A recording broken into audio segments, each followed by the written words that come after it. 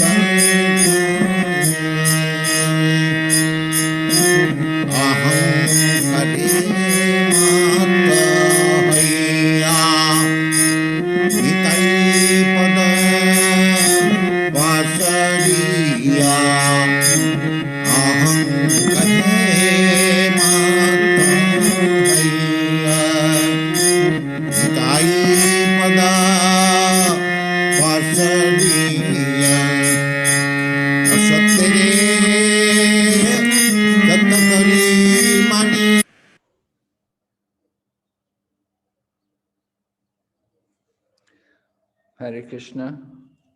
Hare Krishna Maharaj. You want to start now? We have 2 minutes. What's that? 2 minutes more, Maharaj. Okay. I got 8 o'clock on my clock.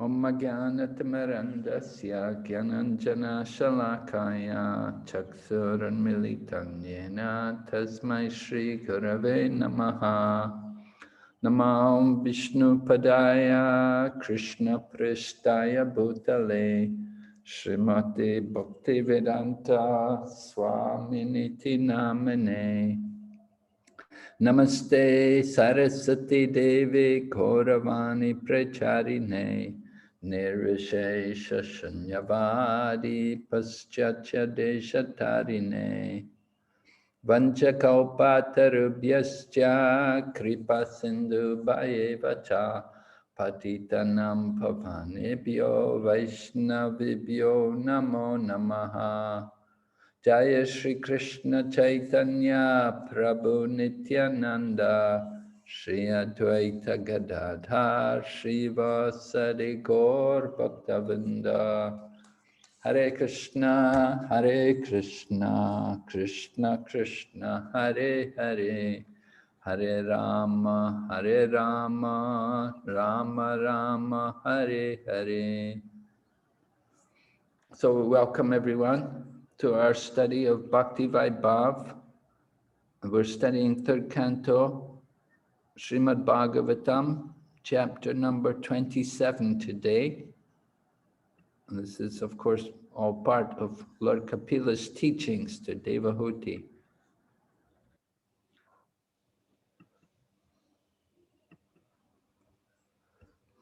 So I'll share the screen.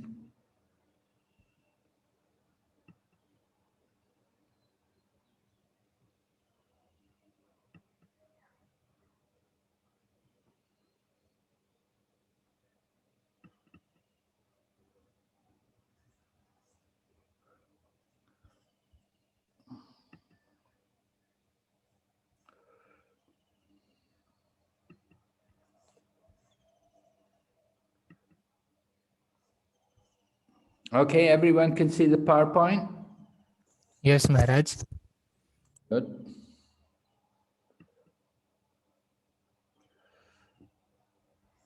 So understanding the material nature.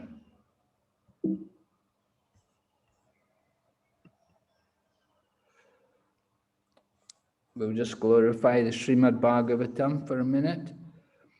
O Srimad Bhagavatam, O nectar churned from the ocean of all scriptures, you are the most prominent transcendental fruit of the Vedas, enriched with the jewels of all conclusive truths. You grant spiritual vision to all the people of the world. O life breath of the Vaishnava devotees, O Lord, you are the sun which has risen to dispel the darkness of Kali Yuga. You are actually Lord Krishna who has returned among us. O Srimad Bhagavatam, I offer my respectful obeisances unto you. By your recitation, one attains transcendental bliss, because your syllables shower pure love of God upon the reader. You are always to be served by everyone, for you are an incarnation of Lord Krishna.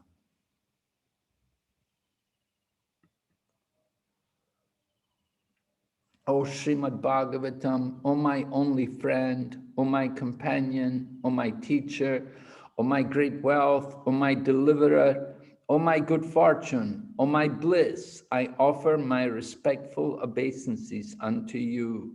O Srimad Bhagavatam, O bestower of saintliness to the unsaintly, O uplifter of the most fallen, please don't ever leave me. accompanied by pure love of Krishna. Please manifest yourself in my heart and in my throat. Okay, so the connection to the previous chapter. Yesterday, we were hearing about the Saguna Brahman. It was explained the categories of the Saguna Brahman.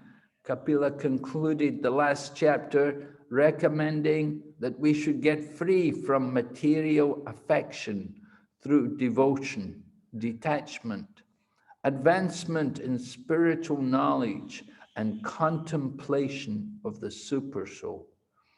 Next, Kapila will elaborate on the process of Sankhya, which reinstates the soul in its original position, right? So 26 was Gyani, and this is also going to be Gyani with more, realize it, more depth. So chapter 27, first section will describe the consciousness, original consciousness of the living entity and the process to revive it, right? Originally, we were all Krishna conscious, but we've fallen into the Maya. How to revive our original consciousness. And then we will hear about the awareness of a liberated soul, conditioned souls and liberated souls, right? A liberated soul, what is his awareness?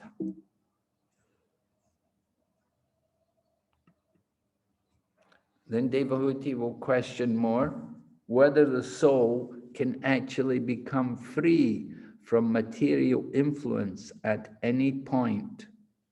Is it possible the soul can ever be free? Because it's always with the body. So Devotee wants to understand, is it really possible to free the soul from the entanglement with the material energy? Lord Kapila confirms, by seriously practicing devotional service, one can completely transcend matter. So this is one analysis of the chapter. This one, how we could analyze it, but we've got another analysis on the same chapter, just broken down a different way, because it's arbitrary. Everyone sees the chapter in different ways, so analyze it in different ways. So one devotee did it like this.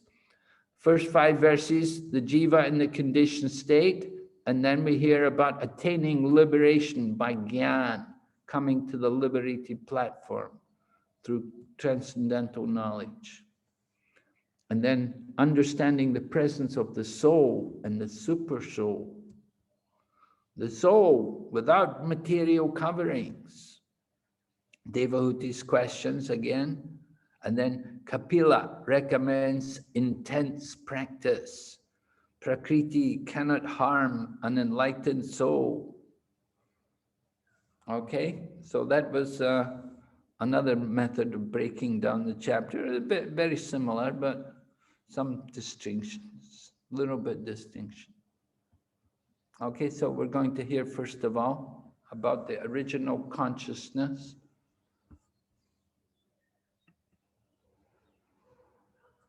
The original consciousness of the living entity and the process to revive it, described in the first section of this chapter. Originally, we're all Krishna conscious.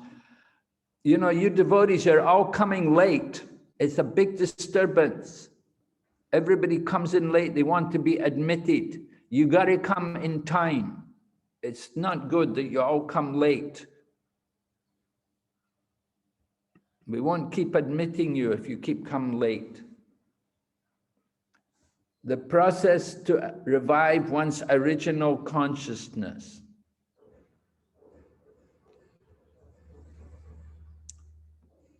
We've taken the 3rd verse here.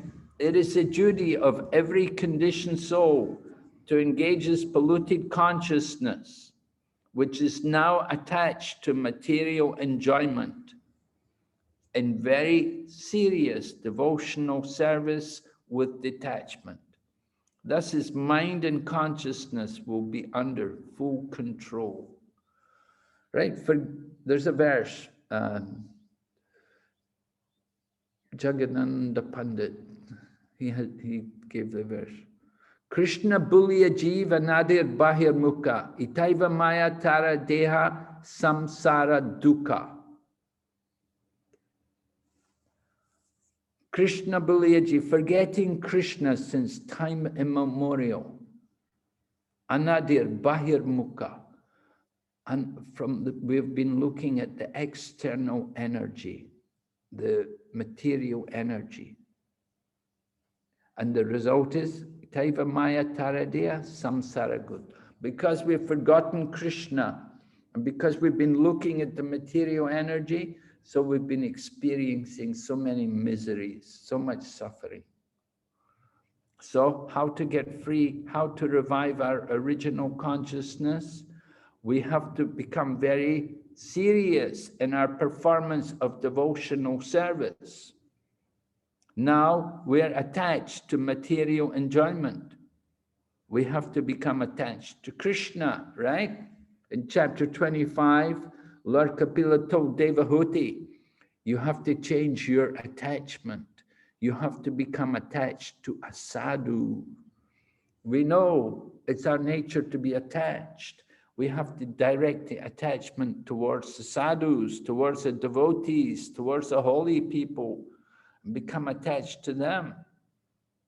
This is serious devotional service with detachment. So we want to purify the consciousness. Consciousness has become covered, but it can become purified in contact with devotional service, with the proper methods of hearing and chanting. So it's mentioned, Bhakti Yogena Tivrena, right? Very concentrated devotional service. This should be the mood of the devotee.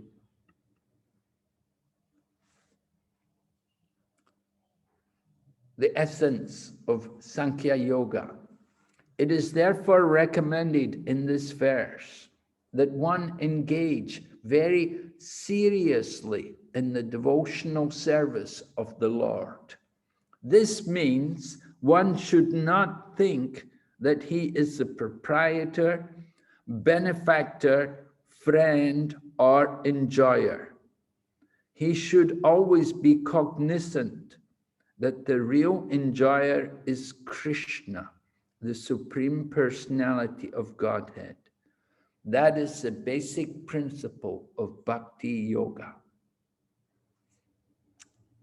You all know that the peace formula, which is given at the end of the 5th chapter of the Bhagavad Gita, where Lord Krishna describes himself, Bhoktaram Yajna Tapasham Sarva Loka Maheshwaram, Suridam Sarva Bhutanam Gyatva Mam Shantim Richati, that one should know Krishna as the supreme proprietor, the supreme enjoyer, and the best friend.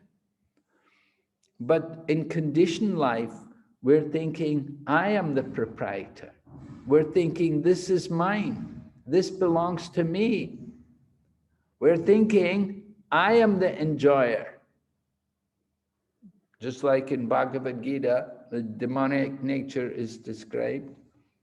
Ishwaraham aham bhogi siddhoham balavam sukhi. We're thinking, I am the controller. I am the enjoyer. And then siddhoham balavam sukhi. I am perfect, I am strong, and I am happy. This is the ignorance of the demon and the demonic mentality. We're thinking, I am the best friend of everyone. We think I am the best friend. We think I am the enjoyer. I am the proprietor. Who are we? What are we? We are born with nothing and we leave with nothing. As they say in India, right? Common saying. Kalihat ayate, kalihat chalo. You come with nothing in your hand and you leave with nothing. But it's also pointed out, when we're born, we come with our hand closed. The mood is to be the proprietor, that this is mine, it belongs to me. But when we have to leave the world, we have to open our hand. We die with the hand open. So this is conditioned life. Lord Kapila, Prabhupada's purport is encouraging us that we should understand Krishna to be the proprietor. This is the principle of Bhakti Yoga.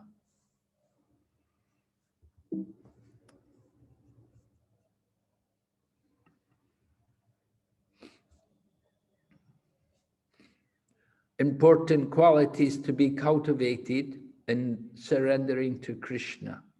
We must have genuine humility and compassion. Very important qualities in progressing in devotional service.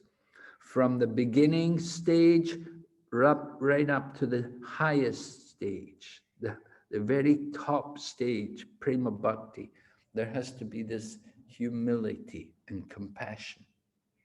Without having humility and compassion, then it will be very difficult. Prabhupada writes in purport of text number 5, one must be firmly convinced of these 3 principles. One should always think Krishna is the proprietor, Krishna is the enjoyer, and Krishna is the friend. Right? We're thinking, we're putting ourselves in the position of Krishna. This is the problem. So we have to be convinced. Not only should he understand these principles himself, but he should try to convince others and propagate Krishna consciousness.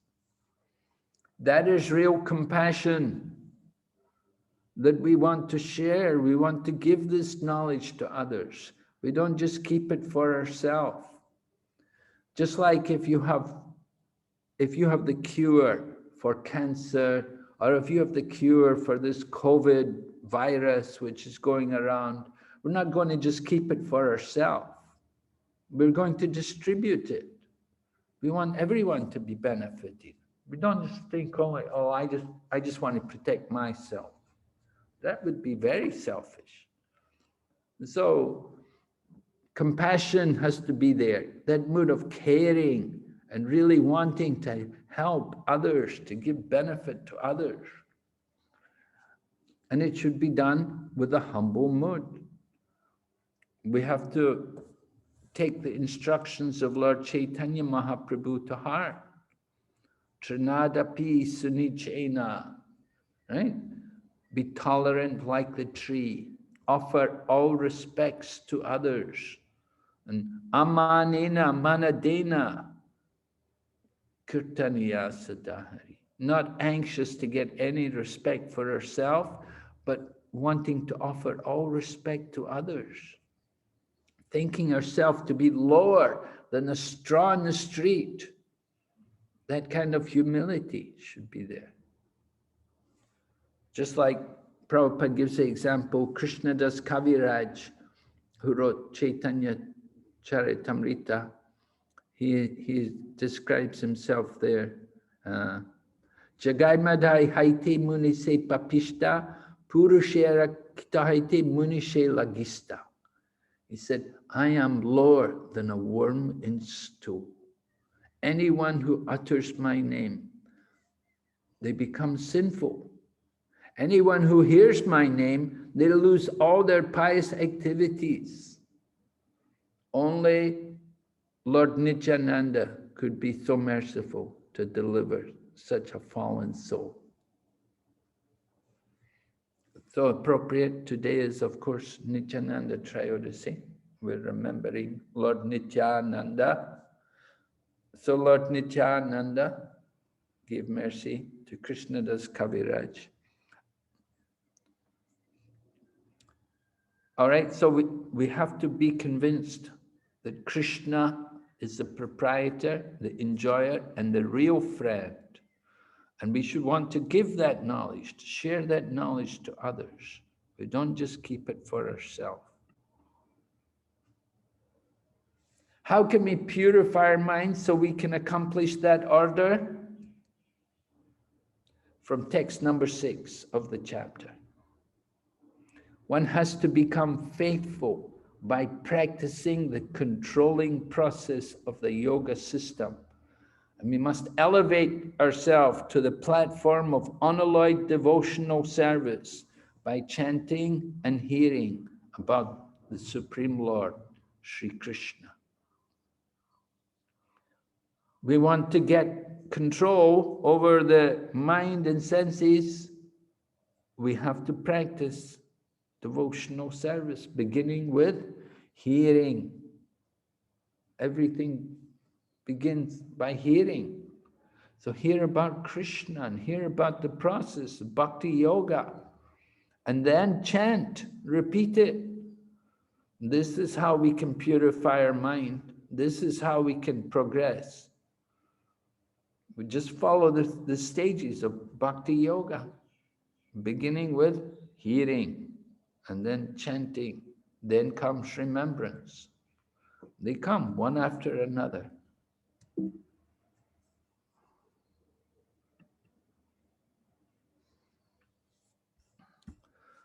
Okay, so we're going to look at some of the different stages in the process of developing our Krishna consciousness, reviving our original consciousness. The devotional process begins with faith, right? Rupa Goswami has stated, Adau Shraddha. So faith is attained by controlling the senses, either by... Are people still coming into class now? This is ridiculous. Faith is attained by controlling the senses, either by yoga practice, following the rules and regulations, and practicing the sitting postures, or by engaging directly in bhakti yoga, as recommended in the previous verse. So you can see one way is practice yoga, controlling the senses, following the rules and regulations, the asanas, sitting postures. And the other process is direct, bhakti yoga. Not everybody can take to the yoga practice, doing the asana and all the different rules and regulations which are required. But bhakti yoga is very simple and very sublime. Everyone can take to the bhakti, people of all ages, young children and old people, elderly people, they can all come to bhakti yoga. So very practical process for everyone. So faith is developed by practicing these. One may come to the standard of faithfulness by following the rules and regulations of the yoga system, and the same goal can be achieved simply by chanting and hearing about the transcendental activities of the Lord. The same thing. Chanting and hearing, going in progress very quickly. Following the rules and regulations of the yoga system can take a long time to progress. People may do the yoga, they progress very slowly, with great difficulty. Do yoga, so many aches and pains from doing the yoga postures, people feel so much pain. But hearing, chanting, taking prasadam, people feel very blissful. So bhakti yoga is direct, the other process is indirect. But even if the indirect process is taken, there is no success unless one comes fully to the direct process of hearing and chanting the glories of the Lord.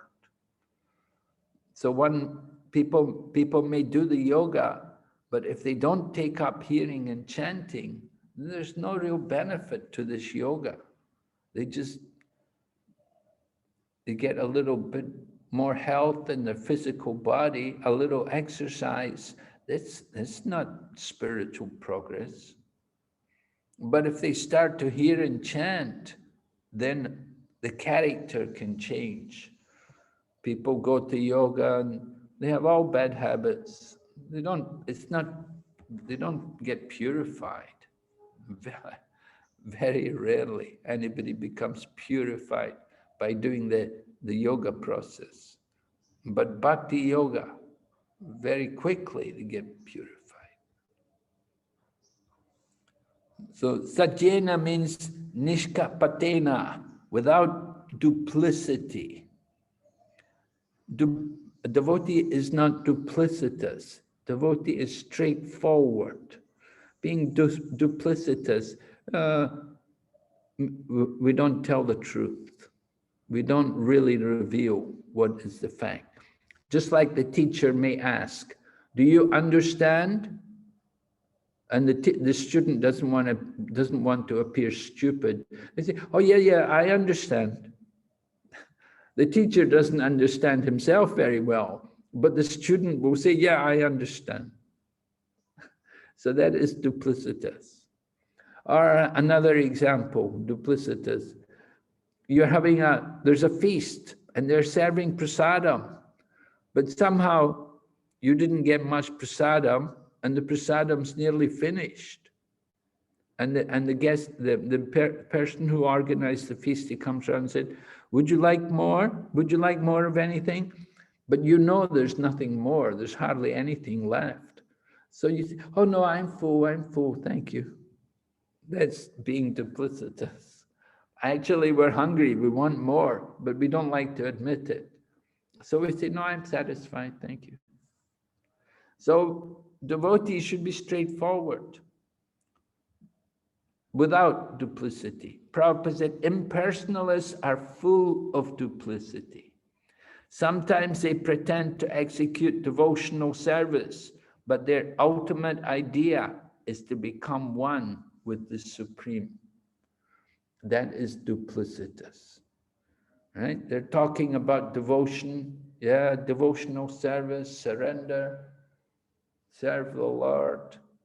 But ultimately, they want to give up the shelter of the Lord. So that is duplicity. Their mood is not really service, because devotional service is sanatana dharma. It's eternal religion. In the spiritual world, we're always the servant.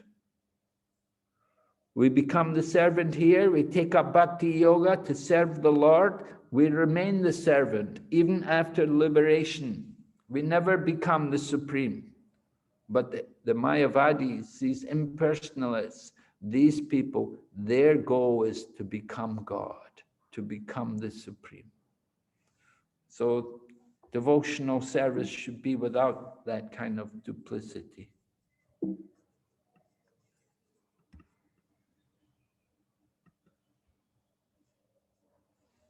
Okay, going ahead, verses 7 to 10, Kapila Muni offers further instructions to guide yoga practitioners according to the preliminary rules and regulations of yoga. Right? We're hearing how to become a liberated soul, how to get free from the bodily concept of life. So following these preliminary rules and regulations, which is yam and niyams, described from verse 6 to 8, purifies the practitioner and prepares him for meditation on the super soul, a process that will be described in chapter 28. Right? We're on chapter 27, so tomorrow we'll hear chapter 28, we'll hear about the meditation on the super soul. So before you can meditate on the super soul, there are some preliminaries. You have to prepare yourself for that meditation. And it's mentioned here, the beginning of the yoga process is yamas and niyamas. Yamas are things you should give up, and niyamas are things you should do. All right? There's things which you don't do, and there's things which you do. So things which you don't do, we don't take meat, fish, and eggs, intoxication, gambling, and illicit sex. And what do? We chant Hare Krishna. We worship the deity. We take Krishna prasadam. These kind of things.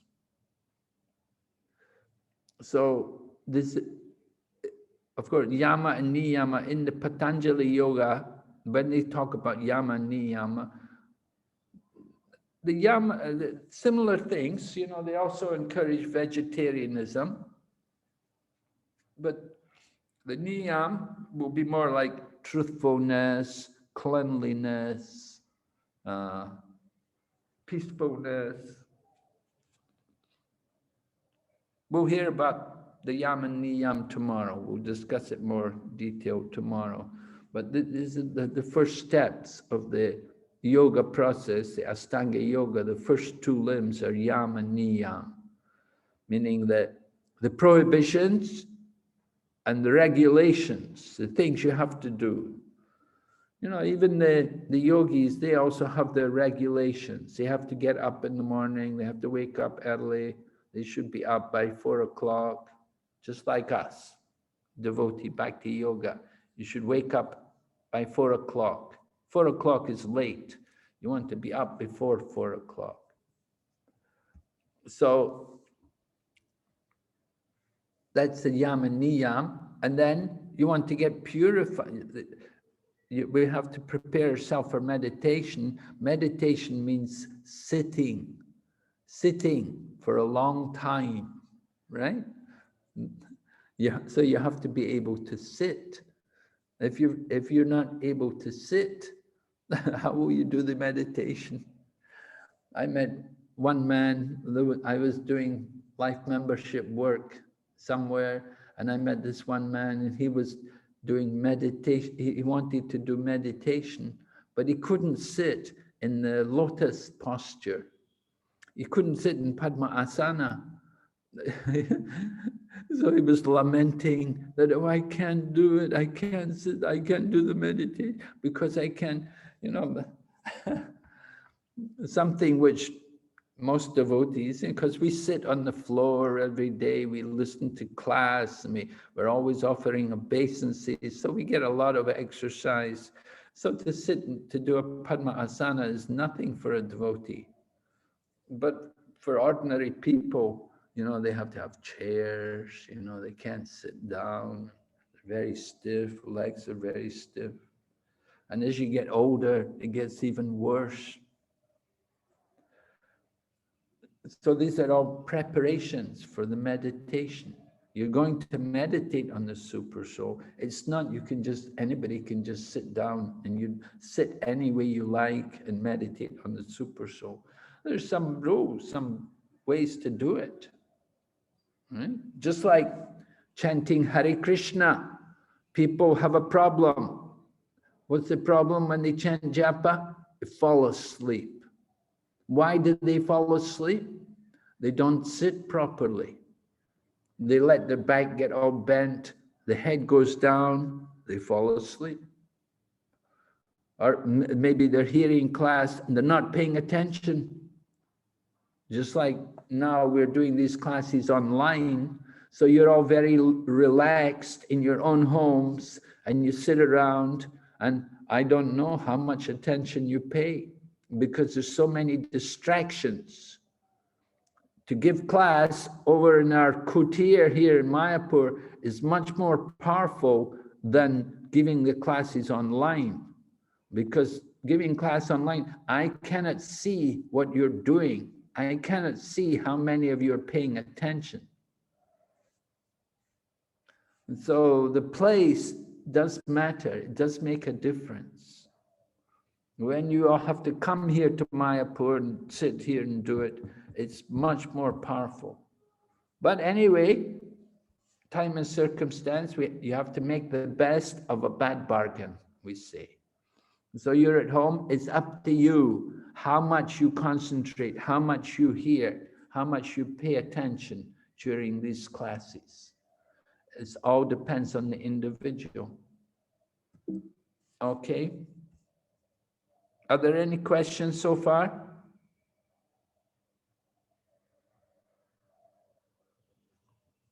Anybody? Maharaj, Hare Krishna Maharaj, this is Amrita Sakhi Devidasi here. Please accept my respectful obeisances, Maharaj.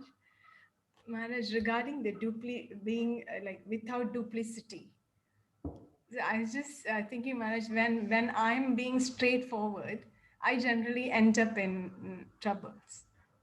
So how do we, like without being duplicitous, how can be straightforward, Maharaj?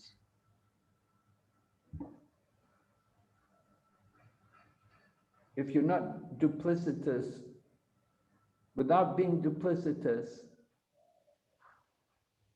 well, how can you be straightforward? You be straightforward by telling the truth. You don't hide anything. Right? Mm-hmm. Yes, Maharaj. It's the duplicitous person, they will hide. They will hide the truth. They don't want to reveal the truth. They hide the truth. They won't actually open up what is the facts, what is actually the situation. So this is duplicitous. You ask somebody, did you chant your rounds? Oh yeah, I chanted, yeah. Maybe a month ago you chanted, in the last month you haven't chanted. This is duplicitous. We don't really open up, we don't tell the truth. Are you following the principles? Yeah, I'm following. And we're not following. So that's duplicitous. So how do we avoid duplicity? We avoid that by revealing our heart, by speaking the truth. How can we help somebody who is duplicitous? You cannot. Because they're not straightforward. They're not telling the truth. So how can we help them? Very difficult. What can you do?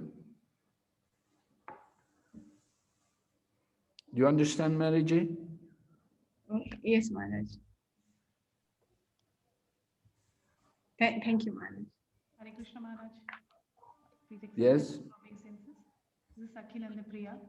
I had one question regarding devotee care and detachment, because in ISKCON a lot of focus is on devotee care.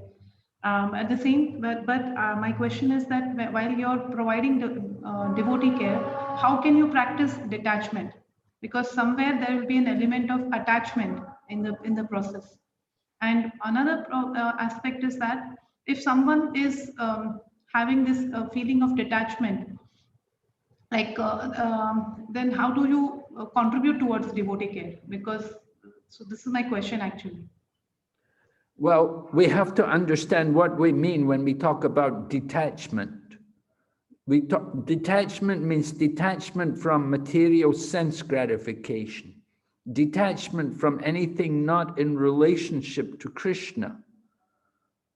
So when we talk about devotee care, devotees are Krishna's devotees, they're Krishna's servants. So taking care of them is a part of devotional service. And we shouldn't think, oh, this is not detachment, taking care of the body, taking care of devotee. No, that's all in line with devotional service.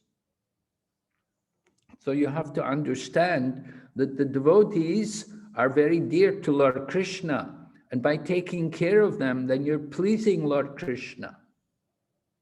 You give pleasure to Krishna. by taking care. It's very important for us to take care of the devotees.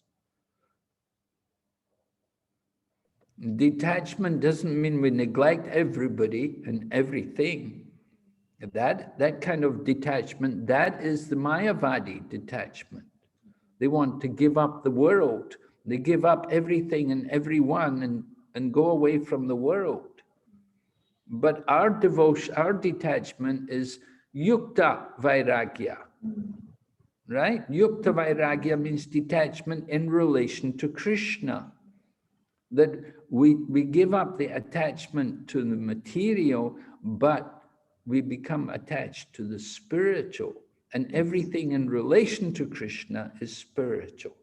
So taking care of devotees is a spiritual activity.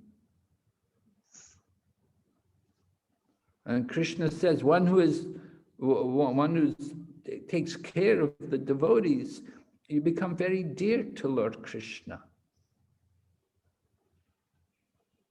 Thank you, Maharaj.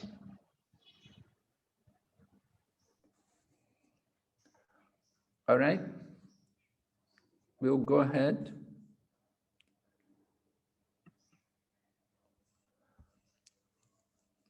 What are the 18 qualities to be cultivated by a Gyani, described in verses 7 to 10? Okay, so there's a little exercise for you. You can take a few minutes to go through these verses, 7 to 10, and write down the 18 qualities to be cultivated by a Gyani. Give you a couple of minutes to go through verses 7 to 10.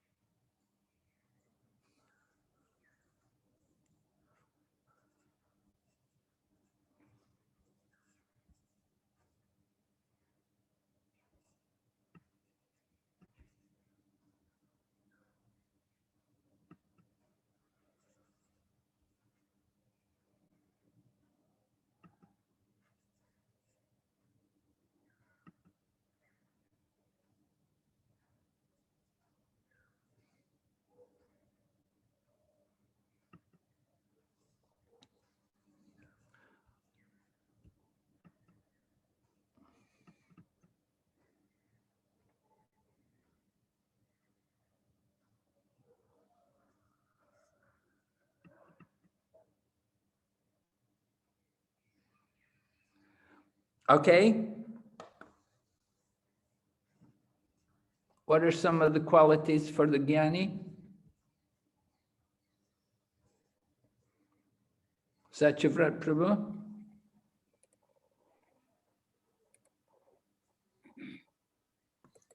Hare Krishna. Yes. There's some hands are up. Let's see. Hare Krishna. Maharaj, Dandavad. Hare Krishna. Ah, Give me one quality. yes. Sarva Bhuta Samatvena.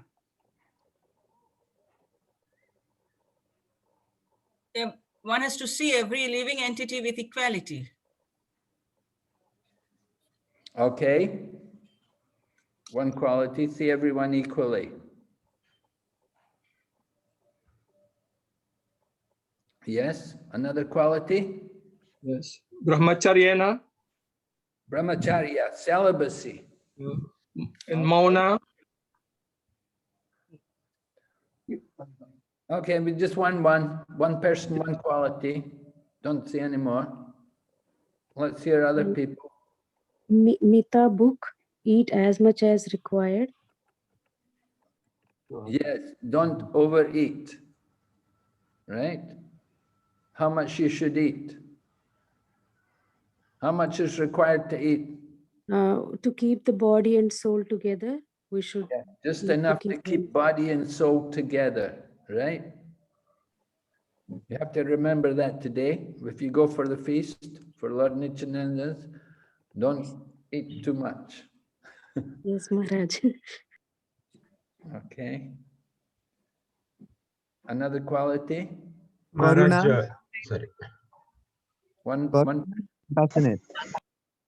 What? Karuna, compassionate. Compassionate. Okay. I think there's 5 qualities, right? One more? Maharaj, be grave and execute external activities. Be grave.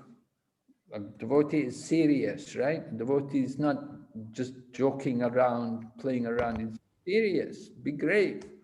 It's a serious business to become Krishna conscious.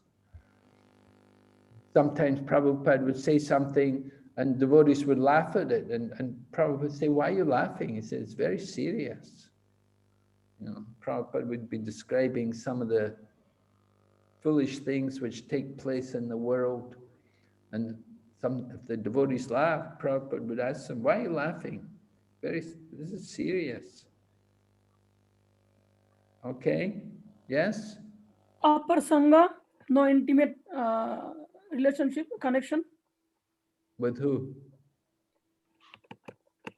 No intimate connection with materialistics or one who are not devotee. Oh, we shouldn't have association with materialistic people. With materialistic people. Someone said, a Gyani, the Gyani particularly, they like to go away from the world. They like to be more introverted. Why? Maybe because you have to do meditation. If you're doing meditation, you don't want people disturbing you all the time. You can't meditate. People are always calling you, you're always talking on your mobile phone. There's always people coming and talking to you. Big disturbance. And so Gyani likes to be a little bit private, just go, then you can concentrate more on studying, reading, developing its realization. So go away from people, giving up the association of worldly minded people. Okay, yes? Vivikta Sharana means secluded places they should stay. Yeah, prefers to stay in a secluded place. Or we would say we would like to be where the devotees stay, be staying with the devotees. If you have to live with all kinds of worldly people, you know, they have their televisions going all day and night. And then sometimes they're playing mundane pop music or rock music. And sometimes they're cooking non-vegetarian foodstuffs and you get the horrible smell coming. You know, everybody lives in apartment buildings nowadays. So many places, they have apartment buildings. And if you're a devotee, you have to live in an apartment. People upstairs or downstairs or next door, they're cooking meat or they have a dog. And yeah, so many things they disturb you with. So it's nice, particularly for the Gyani. They want to get away from the world, find a secluded place, find an ashram where they can get proper peace. And sometimes, you know, we wake up early in the morning, people complain, oh, you wake up so early, I could hear you, oh, you wake me up. You know, they think, you know, our time schedule is so different from ordinary people. So it's better to be away from the worldly minded people. Yes, another quality. Devi Bhutaya Darsana. What's that? Devi Bhutanya Darsana. This is, he does not see anything but Krishna. He doesn't see anything but Krishna. No, this is a very advanced devotee, yeah? Very advanced yogi. Doesn't see anything except Krishna, sees everything in relation to Krishna. Okay, something else? Maharaj? Yadrikshuplabdhena santusto, satisfaction with whatever comes by itself, by own accord. Whatever comes of its own accord. So he accepts everything, whatever comes. Sometimes there will be problems coming in the life, he will accept it. And sometimes success will come, he does not rejoice, he doesn't lament. He remains equipoised. In success or failure, he will remain the same. He doesn't rejoice, he doesn't lament. Controls the mind. Sometimes so many difficulties, so many problems, and other times everything is so nice. The devotee is very controlled and tolerant, doesn't get thrown off. Okay? A devotee is Atmavan. He should always remain situated in a spiritual position. Always stay in a place which is amenable to practicing Krishna consciousness. Yes, right. It's important to stay near the devotees. When people move away, sometimes we hear devotees say, oh, we're living far away, we can't come for Mangal Aarti. We feel very sorry. They're living so far away, they don't have association. Must be very difficult for them to maintain Krishna consciousness. So it does make a big difference to be able to live near the devotees, around the temple, in the community of devotees. It's a great benefit. Yes, another one? So dharmena baliyasa, offering all results to the Supreme Personality of Godhead. Offering all results of the work to the Supreme Personality of Godhead. All results, yeah. So devotee doesn't think himself to be the doer. He thinks whatever success comes or failures come, this is Krishna's mercy. Krishna is a doer. I'm just the instrument in the hands of Krishna. So that is the thinking of a devotee, to understand the results are for Krishna. I am just the instrument in his service. Don't be attached to the results, and don't try to enjoy the results of the work. So that is real detachment. So the Gyani also has this. Yes, any more? Meat book should not eat more than what is necessary. The control is eating. Yeah, we had that one. Somebody gave that earlier. Maharaj, Shanta, peacefulness. The devotee should not be agitated. Okay, peaceful, Shanti. Yeah. Atmavan. Maitreya. Just one at a time. Being peaceful. We have the peace formula, of course, from Bhagavad Gita. We were just hearing, remembering Krishna is the proprietor, Krishna is the enjoyer, Krishna is the best friend. This is the best way to be peaceful, to maintain detachment. Right? Another one? Maitreya. Forgiveness, quality of forgiveness. Okay, so being able to forgive people. Yeah. That's very important quality. Of material world, we don't find people to be very forgiving. But a devotee should be very forgiving. We see great devotees, Haridas Thakur being beaten in the marketplace. He prayed, don't let these people suffer because they're beating me. Lord Jesus Christ being crucified, he also prayed, he said, Father, forgive them. They don't know what they're doing. So being forgiving. Don't criticize people, but don't criticize the people, criticize the sin. Don't judge the sinner, judge the sin. It's the habits that people are unfortunate. And so we have to be able to forgive them and go on with our life. We forgive them and we try also to teach them, to educate them, to show them a better standard of living. Prabhupada said like that, he said, if I have done anything, I've given a better life for so many people. Okay, any others? Anubandhe cha dehe asmin apruvan asat agraha. He does not identify himself with body and thus they have no attraction for bodily relationship.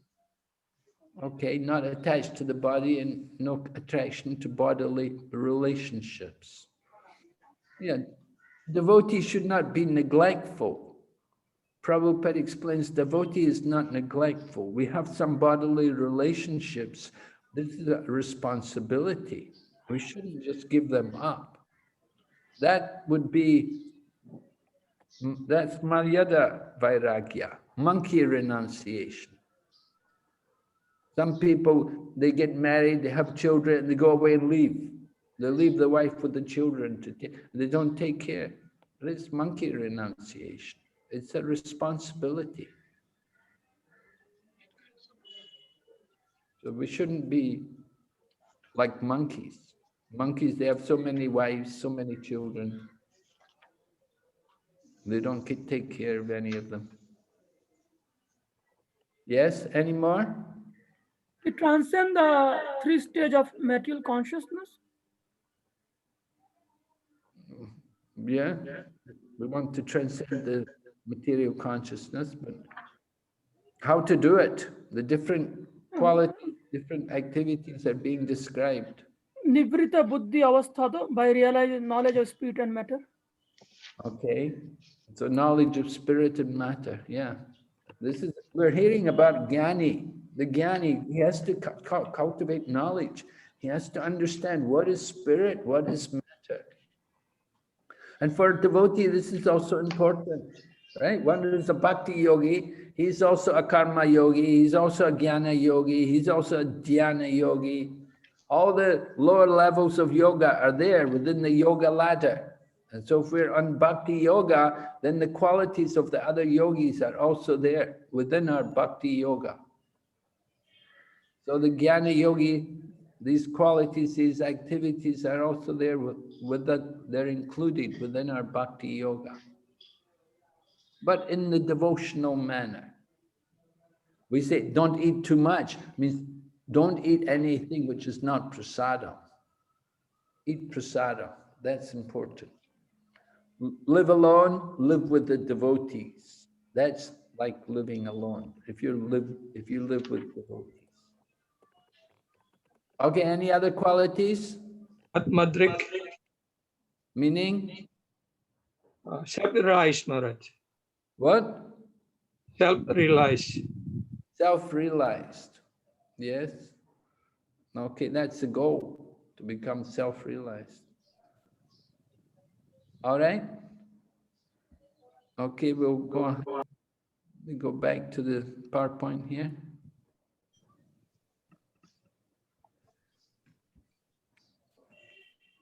Okay, so we described these different qualities which are mentioned, verses 7 to 10. Are you all seeing the PowerPoint? Have you got it? Yes, Yes, Maharaj. Maharaj. Yes, Maharaj. Okay. Yes, So, Maharaj, visible. Yes. Suridam Sarvabhutanam, right? The best friend of everyone. Prabhupada writes, this is text number 4, we're going back. The power of friendship is limited. Although one claims to be a friend, he cannot be a friend unlimitedly. There are an unlimited number of living entities, and our resources are limited. Therefore, we cannot be of any real benefit to the people in general. The best service to the people in general is to awaken them to Krishna consciousness, so that they may know that the supreme enjoyer, the supreme proprietor, and the supreme friend is Krishna. Then this illusory dream of lording it over material nature will vanish.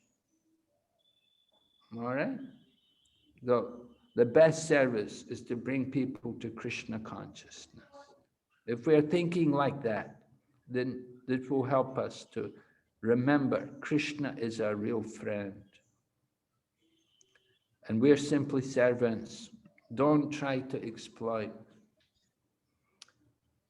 So we heard about the conditioned souls and the liberated soul. Now, a liberated soul realizes the super soul. And the super soul's characteristics are described. Maybe you can remember some characteristics of the super soul from Bhagavad Gita.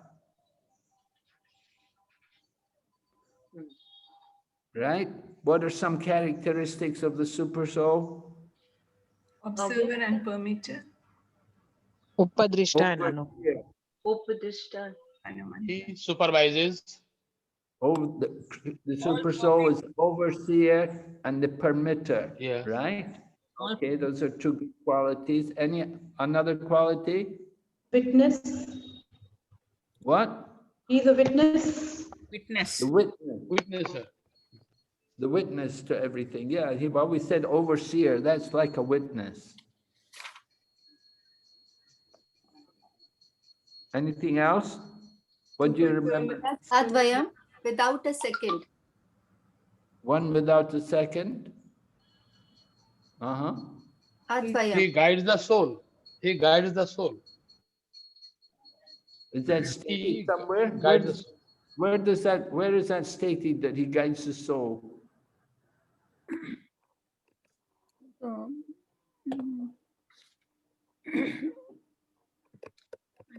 Some Upanishad. क्या? Really? हाँ. Upanishad, it's written. Give me the statement. Give me the verse. Suvarna Varno.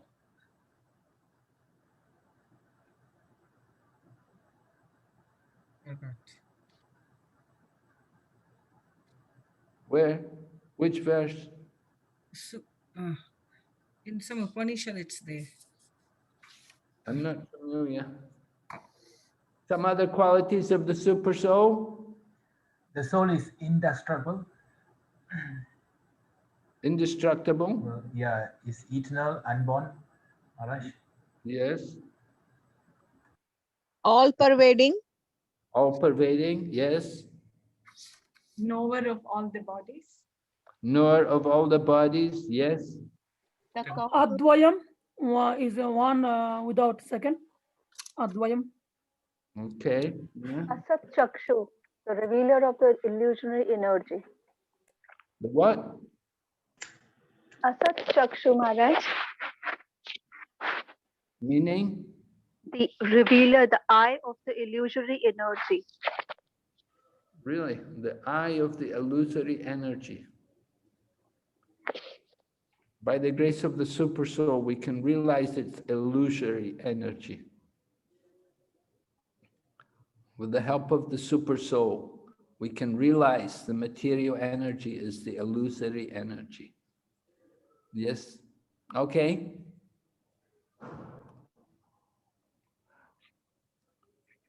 Okay, we're going, go ahead. Let's see. Prabhupada speaking about the awareness of a liberated soul. The pure devotee can see the presence of the Supreme Personality of Godhead in everything materially manifested. He is present there only as a reflection, but a pure devotee can realize that in the darkness of material illusion, the only light is the Supreme Lord, who is its support. Right? The Supreme Lord, in the form of the Super Soul, we could say, is present there as a reflection. But this is the vision of the liberated soul, seeing the Lord everywhere, in everything, materially manifested. He's present everywhere. But, of course, the Super Soul is only the expansion of the original Supreme Lord in the spiritual abode. He expands himself in the form of the Super Soul, which is present everywhere, in the hearts of every living entity and in every atom.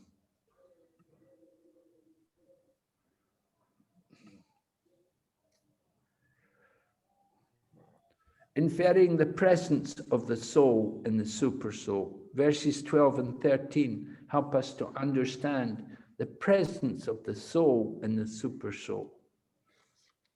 Text number 12, the presence of the Supreme Lord can be realized just as the sun is realized.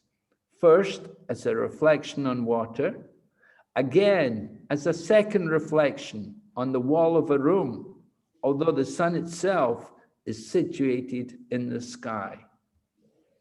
So Lord Kapila is giving the example about the Supreme Lord, how compared to the sun, and then reflecting on water.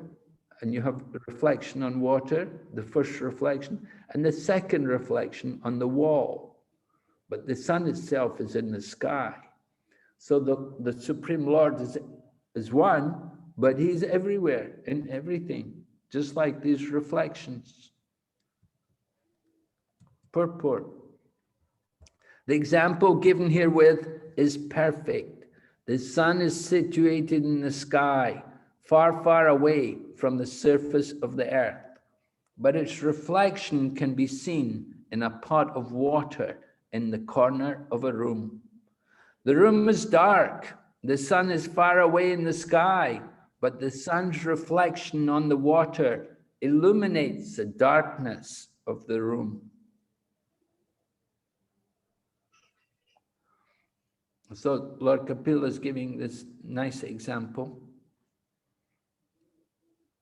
The room, the material world is dark, but the sun, although it's far away, the reflection can illuminate the darkness. So we say Krishna Suryasam, Maya Haya, and Krishna is the sun, Maya is the darkness. Wherever there's the light of the sun, there's no darkness. So that was text 12. Then text 13 describes the self-realized soul is thus reflected first in the threefold ego and then in the body, the senses and mind. The self-realized soul is thus reflected, describing this Satyadrik. That was one of the qualities which you gave. With that correct vision, one can engage everything in the service of the Lord. Example of the rose. What's the example of the rose? Who knows? Anyone? Example of the rose? Nobody know? Yeah, when Fragrance of the rose. liberated, so Huh? liberated, so when liberated. One person speak. Tell me what is the example? Yes, come on, you were both speaking. One of you speak. Hare Krishna Maharaj. If the example of the rose is that the rose can be used by a materialistic person for sense gratification, and a devotee, a satyadrik, has a correct vision. And he uses that rose and engages that rose in the service of the Lord, offering it to the Lord. Right, yes. In the material world, the man has a flower, he will give it to his wife. The devotee, he will give it to Krishna. So offering everything to Krishna, engaging everything. This is truthfulness. Text 14. Although a devotee appears to be merged in the 5 material elements, the object of material enjoyment, the material senses, and material mind and intelligence, he's understood to be awake and to be freed from the false ego. The devotee, he's a devotee, right? So being a devotee is not a small thing.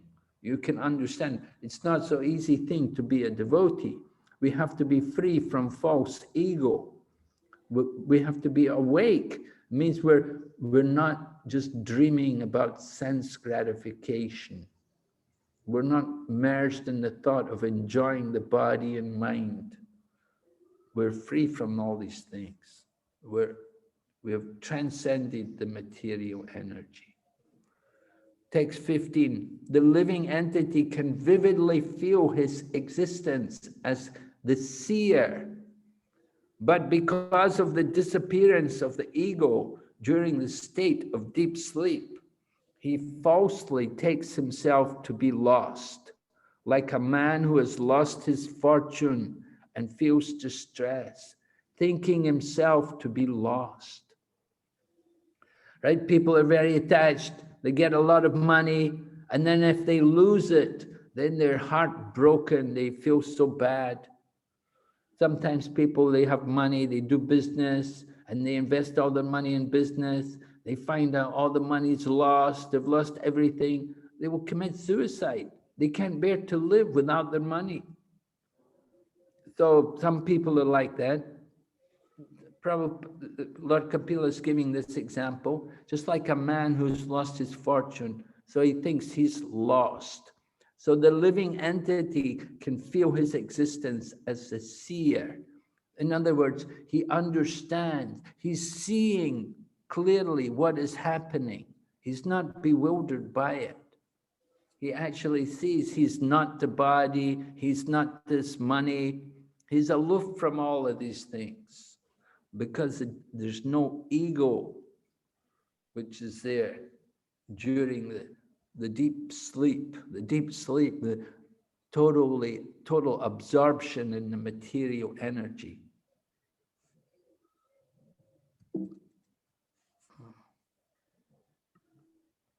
Then the next text, when by mature understanding, one can realize his individuality, then the situation he accepts under false ego becomes manifest to him. So he's realized, he's become mature, he's understand what happens, that money was never his in the beginning. The fortune which he lost was never really his. So he can understand his actual nature. He's an individual soul in the contact with the material energy.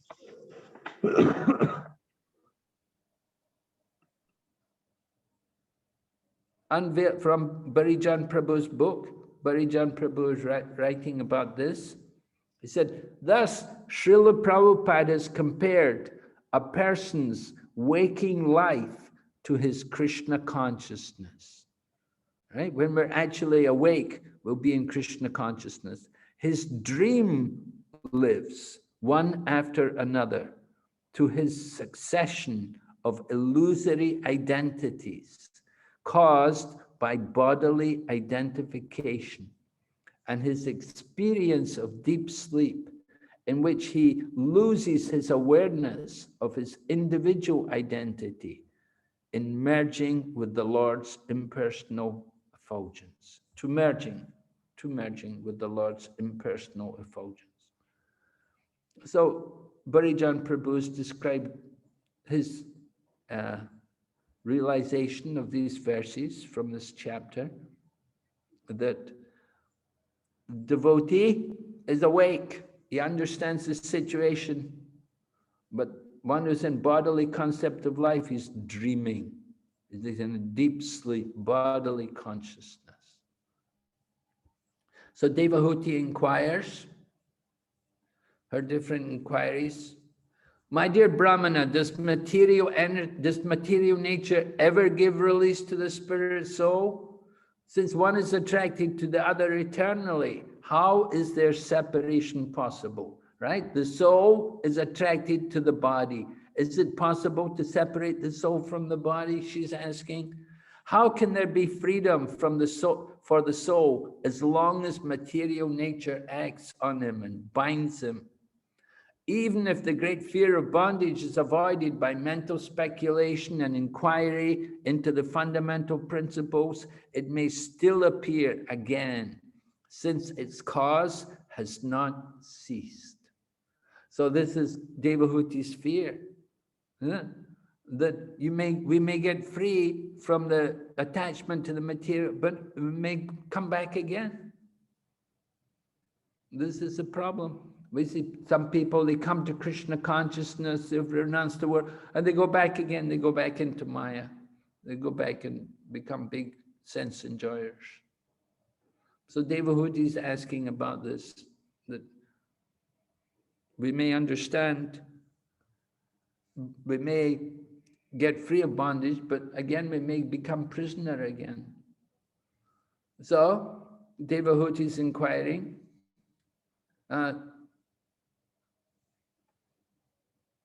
Icha Dvesha in relation to material bondage.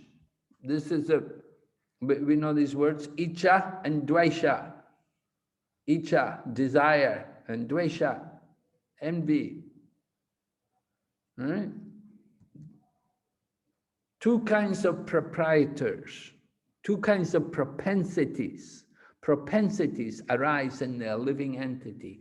One propensity is Icha, which means desire to lord it over material nature, or to be as great as the Supreme Lord.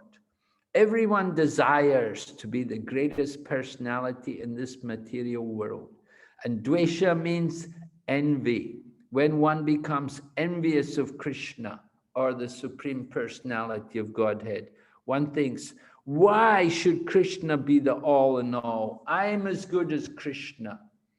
So these two things, Icha Dvesha Samutena Danva Mohina Bharata. Krishna says in Bhagavad Gita, all living entities are born into this world overcome by desire and envy. Desire, our desire, we come in the material world, we desire to be God. Or Prabhupada says here, to be as great as God. And Dvesha, envy, we are envious because Krishna is Bhagavan, he has everything. So we think, why should he be Bhagavan? I should be Bhagavan. Like this. These two terms, desire to be the Lord and envy of the Lord, are the beginning cause of material bondage. As long as a philosopher, salvationist, or voidist has some desire to be supreme, to be everything, or to deny the existence of God, the cause remains, and there is no question. There's no question of his liberation. Right? This is important for us to understand. These other people, big philosopher, big renouncer, avoiders, reject the world. They all have the desire. The big Buddhist master, they want to become the supreme. The big Mayavadi, he wants to be the supreme. They want to be everything. They're all envious of Krishna. So many people wrote commentaries on Bhagavad Gita. Prabhupada said, they're all envious of Krishna. They took Krishna's book and put their own philosophy. They didn't put Krishna's philosophy, but they used Krishna's name, they used Krishna's book to present their own philosophy. They're envious of Krishna.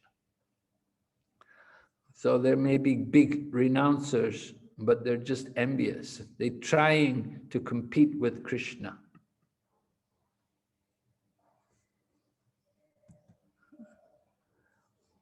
So the example is given that this example is here in the Bhagavatam, that the honest man is not afraid of the police. So this is in relation to the material energy, that a devotee is not afraid of the material energy. He can be in touch with the material energy. He's not afraid of it. Just like a devotee can deal with money. A devotee can deal with property. A devotee can deal with all the material world because he understands it all belongs to Krishna. He's not thinking it's mine, it's for my enjoyment. So we don't have to give up the material world. We just have to have the right consciousness. So in this connection, Sridhar Swami comments in this connection that by association with material nature alone, one does not become conditioned. Conditional life begins only after one is infected by the modes of material nature. If someone is in contact with the police department, it does not mean that he is a criminal. As long as one does not commit criminal acts, even though there is a police department, he is not punished. All right? You can be in touch with the police department. We can have friendly relationships with the police department. I remember in England at the Bhaktivedanta Manor, the police would come and we have very friendly relationships with them. In the beginning, it was not so friendly, but later on they became friendly. They saw that we were going to be there, we were maintaining ourselves, and they had to work with us. So they would come to the town. We would tell them about what our philosophy is and give them books. They would take prasada. So the police are coming, doesn't mean we were criminals. We can have proper relationships. They're also people, right? The police department are also people. So we can have a relationship with them. It doesn't mean that we're criminals. So the same way devotee can deal with the material world, it doesn't mean he's a materialist. He understands it belongs to Krishna.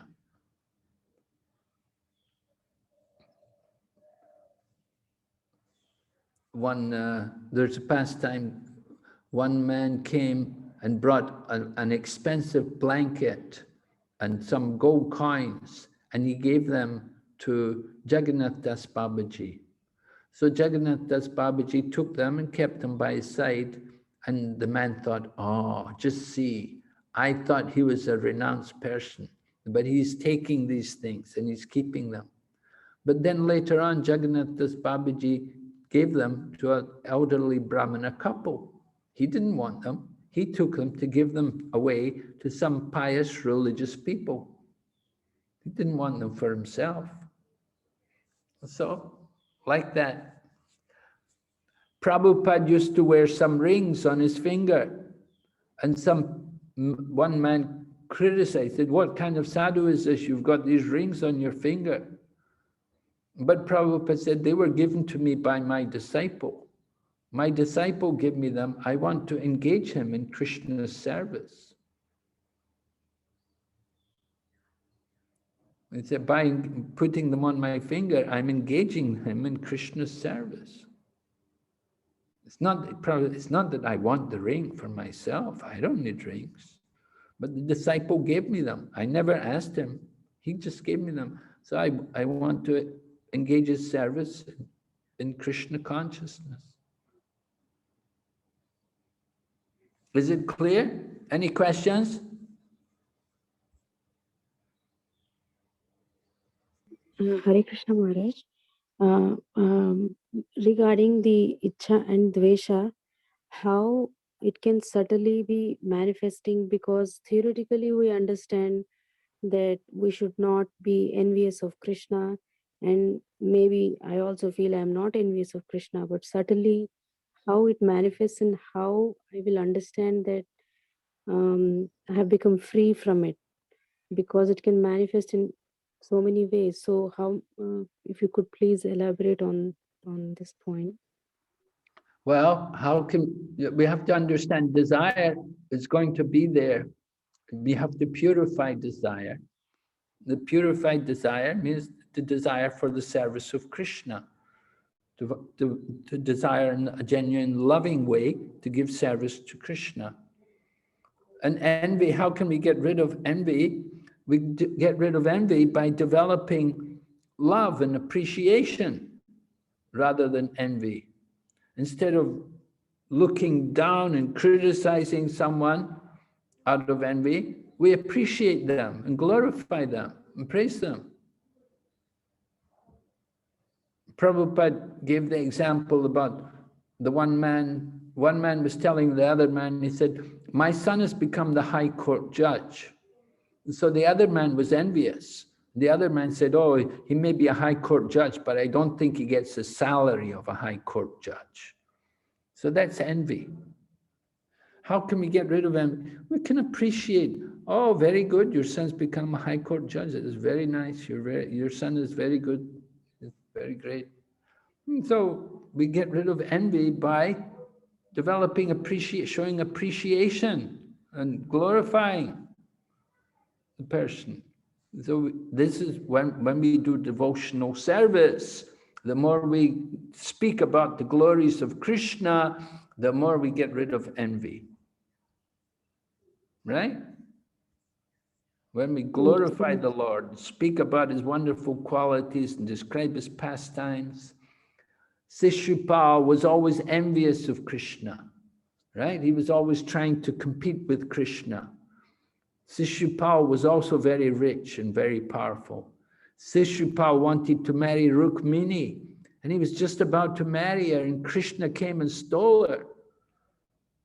And so, yeah, he was really envious of Krishna. He really hated that.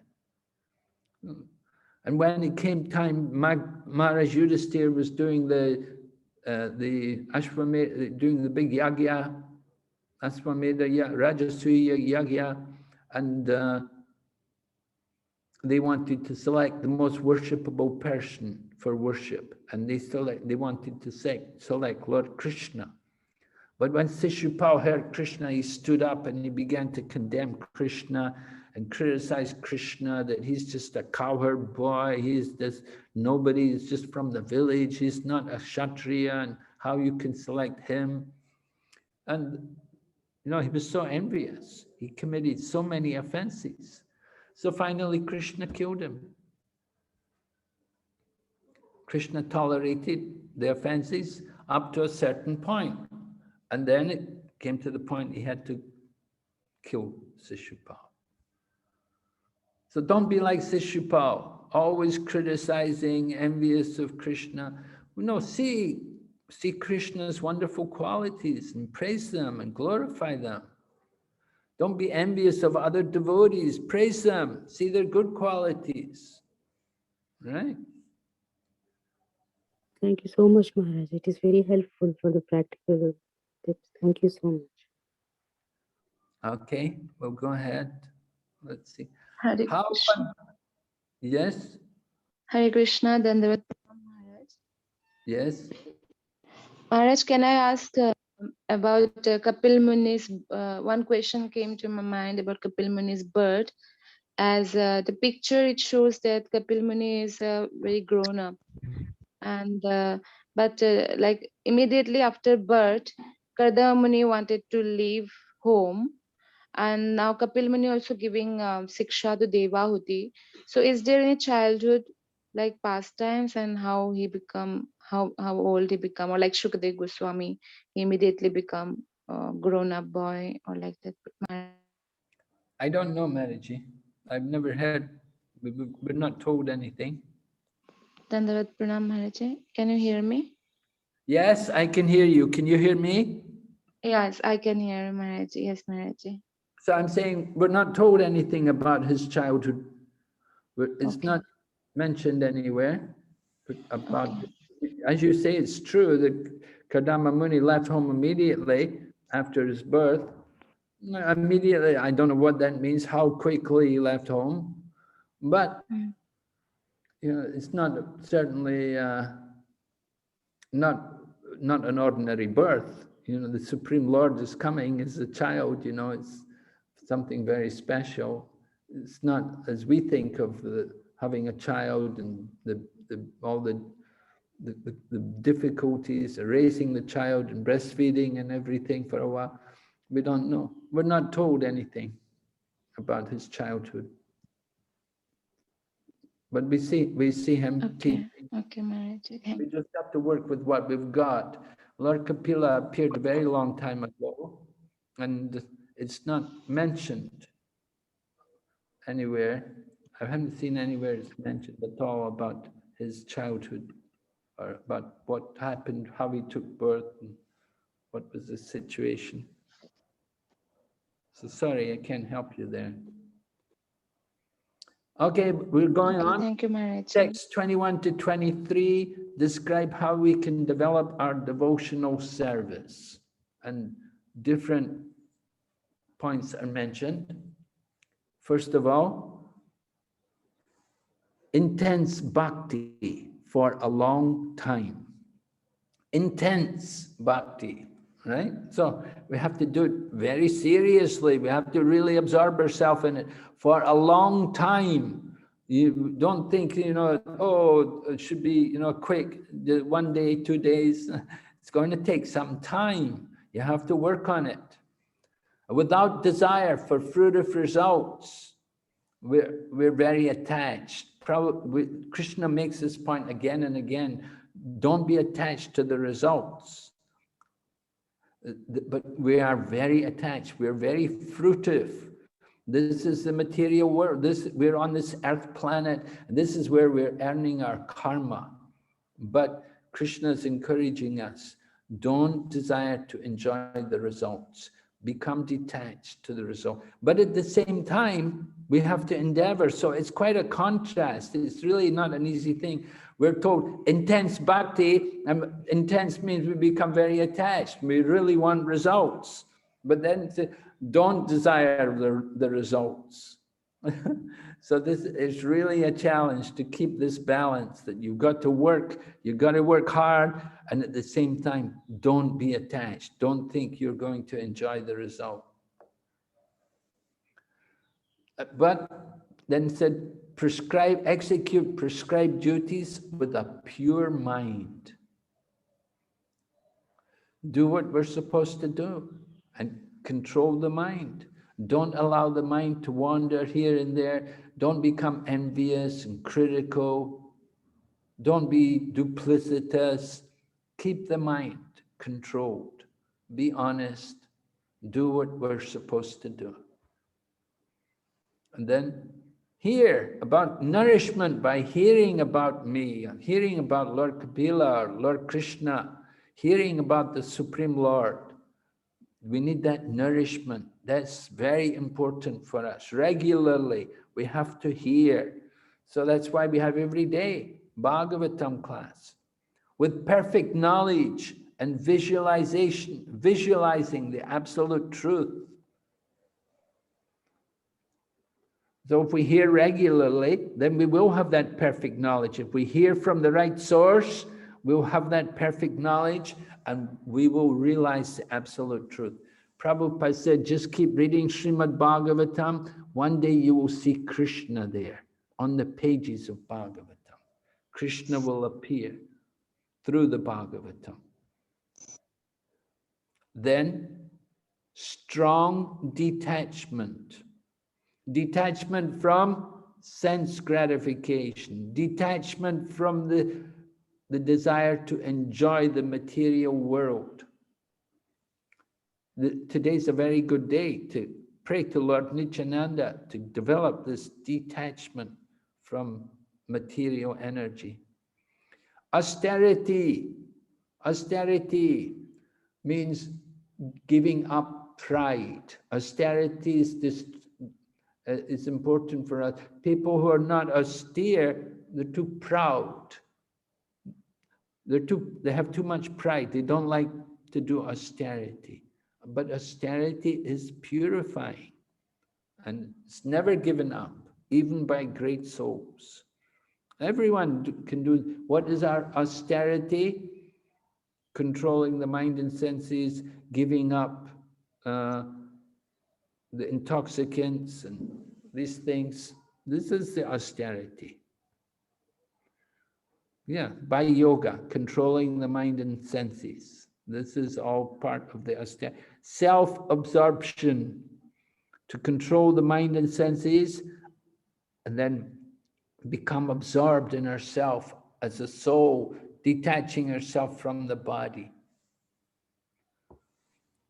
Text 21, how one can develop serious devotional service. Devahuti wanted to know how to get liberated, how to get free from this attachment to the material. She's told, do serious devotional service. One can be liberated from all adverse circumstances simply by seriously engaging in devotional service.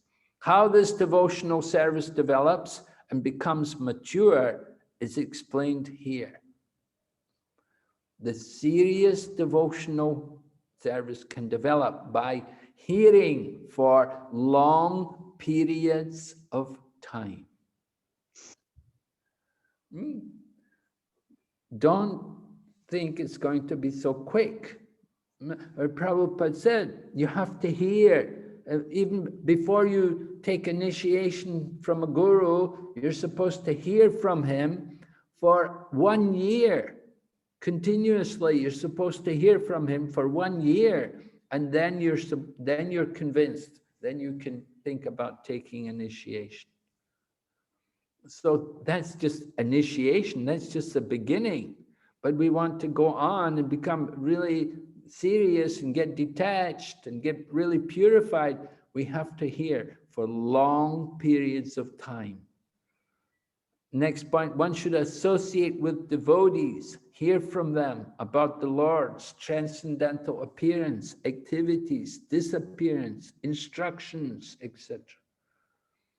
You have to associate with devotees. People often say, I just want to read, I'm just going to read on my own. No, you have to associate with devotees. One devotee asked Prabhupada, what is better, Prabhupada, to read your books or to be with the devotee who is studying the books with him? Prabhupada, it's much better you be with the devotee. And the devotee asked Prabhupada, why? He said, because that devotee, he will pull your ear. He will get you to understand. He will get you to read. You sit on your own, you sit and you read, maybe you read something, maybe you absorb something. You don't read very carefully. You don't really get much realization. You do some reading, but you get association with devotees. It's powerful. The powerful devotee can purify you. They'll pull your ear. They'll get you to hear, get you to understand. Then one must hear these scriptures repeatedly from reliable sources in order to become fixed in serious devotional service. It's all described here. Very powerful, very important purport here. This. You have to hear for a long time from the devotees, and you have to hear again and again. You think, oh, I heard this before, I heard this before. No, you have to hear it again. It has to really go in. So many things Prabhupada said again and again, just to make it very clear to us. So what is the conclusion? Through engagement in such devotional service, one becomes free from the contamination of Maya. It's the Maya, the material energy, which is contaminating us. We have to get rid of that. The only process is, the real effective cure for Maya is Bhakti Yoga. And how do we know that we've really developed in Krishna consciousness? It's described in text 22, right? It is said, development of Krishna consciousness is exhibited by proportionate material detachment or vairagya. If one does not separate himself from material enjoyment, it is to be understood he is not advancing in Krishna consciousness. Renunciation in Krishna consciousness is so strong that it cannot be deviated by any attractive illusion. Get that point? Renunciation in Krishna consciousness is so strong, it cannot be deviated by any attractive illusion. The material world has many attractive illusions. And if we're illusioned by them, if we're attracted by them, then our renunciation is not very good. It means we were not actually really in Krishna consciousness. So we have to really develop our Krishna consciousness. And where there is genuine Krishna consciousness, there will be this vairagya, Gyani and Vairag. They are like the gold reserves of Krishna consciousness. And sometimes people ask us, how can we understand which process is the best? You know, there's so many different faiths and traditions, different paths. How do we know which one is really effective? So example was given by one devotee. He said, just like there are different currencies in the world, you have dollars, and you have rupees, and you have pounds, and you have, all these, in Thailand they have bahts, they have all these different currencies. In Japan it's the yen. They all have different values. How can we understand the value of these different currencies? It's not that $1 is equal to 1 rupee, of course. There's a big difference between the dollar and the rupee. What makes the difference? Well, it's supposed to be based on gold reserves. How much gold do the banks keep in? Nowadays, it's not so much based on gold. Now it's more based on oil. But tradition in the past, it was based on gold. So different countries have different strengths of gold reserve. So in the same way, in different spiritual processes, there is the gold reserve. And the gold reserve is there in the form of Gyani, spiritual knowledge, and Vairagya, detachment. These two things will be there in the spiritual process. We have to cultivate them as we practice Bhakti Yoga, that we're developing more and more realization, more and more transcendental knowledge. And with that transcendental knowledge, we have less and less taste for material enjoyment. We have to give up the desire to enjoy the material world. And that should naturally come by Krishna consciousness. Prabhupada said he was walking in the street one day in Calcutta and he met an old friend. And Prabhupada asked the man, where are you going? The man said, I'm going to cinema. He said, come with me, I'll pay for you to come to cinema. And Prabhupada said, no, I'm not going to cinema. I'm not going to sit in cinema house, watch a movie. He said, even you pay me, I'm not going to come with you. And devotees should be like that. Devotee, even we're offered sense gratification, we have no interest. We're too busy in the service of Krishna. We have no desire to waste our time. Okay, we'll go ahead. Maharaj, is it okay to ask a question in Yes, this okay, regard? go ahead. Many times, I personally met devotees who may say that that kind of renunciation or trying to develop serious devotional service is kind of fanaticism. One should be balanced. So I don't understand what does it mean balanced. That is one question. And another question is that we practice Yukta Vairagya. So everything we engage in Krishna's service. But how would I know that whatever I'm using it, I may be thinking I'm using it for Krishna, but am I really detached? What is the measure that I would understand that I'm detached? If you could please help me understand. Well, devotee told you to be balanced. You should have asked them. What do they mean by balance? They're the one who told you to be balanced, right? We say you should do serious devotional service. The teaching here is you should do serious devotional service. They're saying to you, oh, you should be balanced. What did they mean?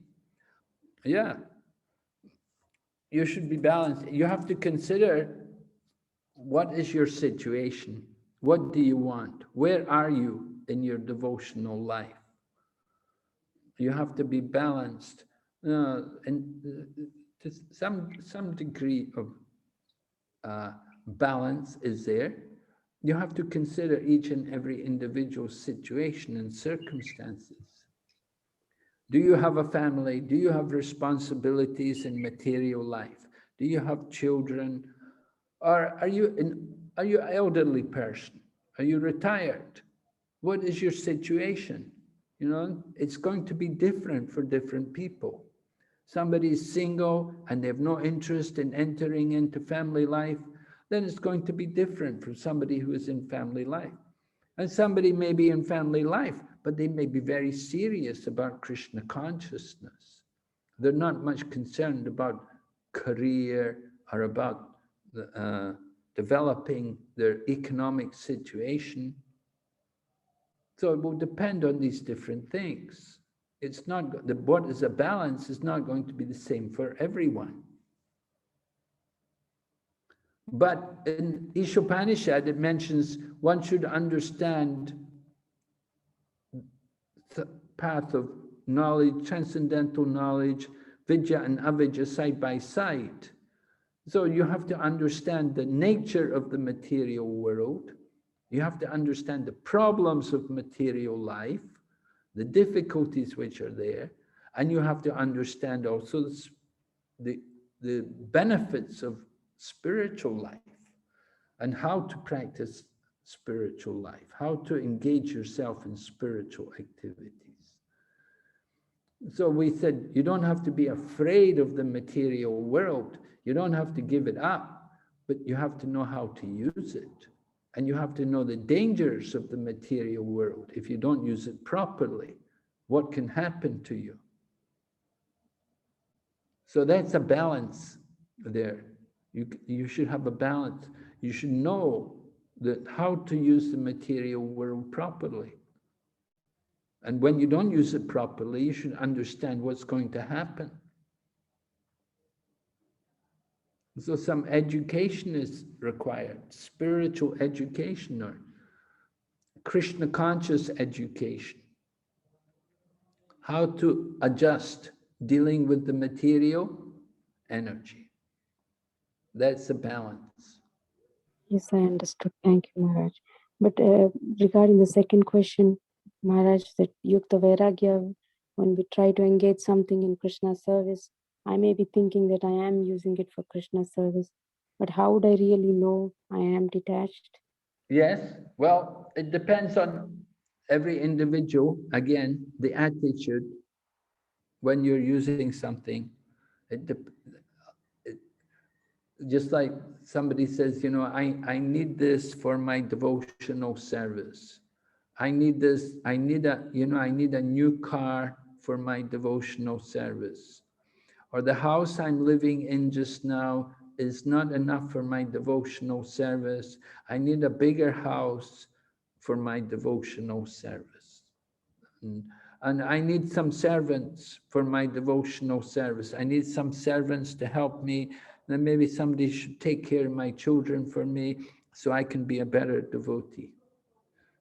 You know, things like that. Well, it's difficult to know what is the proper level of yukta vairagya. Again, it's going to be different for different people. But the principle is that we want to use it for the pleasure of Krishna. And we're not just thinking about our own pleasure, that we understand Krishna is the proprietor and Krishna is the enjoyer, and I'm using this for his pleasure. And without attachment. So by the grace of Krishna, I have this facility, I'm using it for Krishna. This is the idea. Let me use it for Krishna. Thank you very much, Maharaj. It's very clear. Thank you. Hare Krishna Maharaj, can I ask a question? Okay. Danvat Pranam Maharaj. Maharaj, the question is basically around if you see the various stages like brahmachari, grast, and then vairagya and sannyasa and all that. If you see all the three stages, and then we try to correlate the challenges which are there vis-a-vis monetary responsibilities, like you said, we cannot have the monkey approach. We have to fulfill our responsibilities also. So wanted to understand how does a devotee try to make himself economically self-sufficient, and so that he is able to do his duties to the family also. At the same time, walk the thin rope towards Vairagya. So I just wanted to understand that, Maharaj. Yes. So devotees maintain themselves. There's Varnashram. There are 4 Varnas: Brahman, Kshatriya, Vaishya, Sudra. One has to take up some particular occupation. What is, according to his occupation, he has to take up some engagement. And that way he can meet his different obligations in material world. It's not that to be devotee means we don't do anything. We just sit and chant all day. One has to work.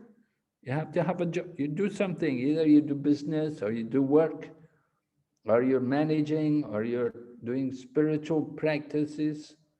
You may be a pujari, you may be worshipping, doing full-time service in the temple, or you may be outside the temple working in the job. Or maybe you do business, maybe you have farm, maybe you have land, you do farming. But somehow or other, you have to work. You have to have some engagement. So that's important, and that's how the devotee supports himself.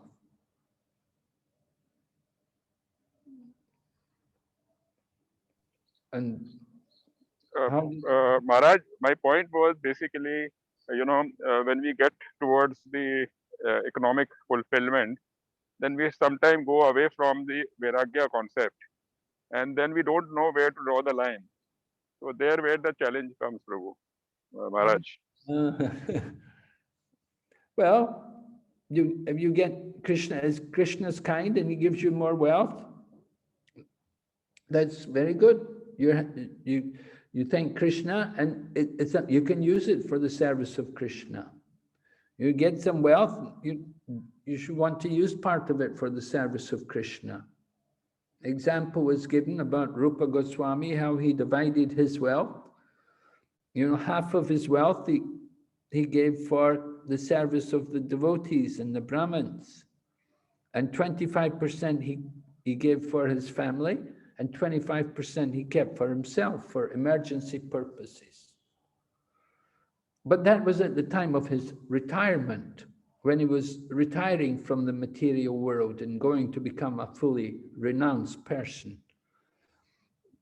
So if you have a good economic situation, you're not pressured unduly financially, then you would want to utilize some of your wealth in the service of Krishna, right?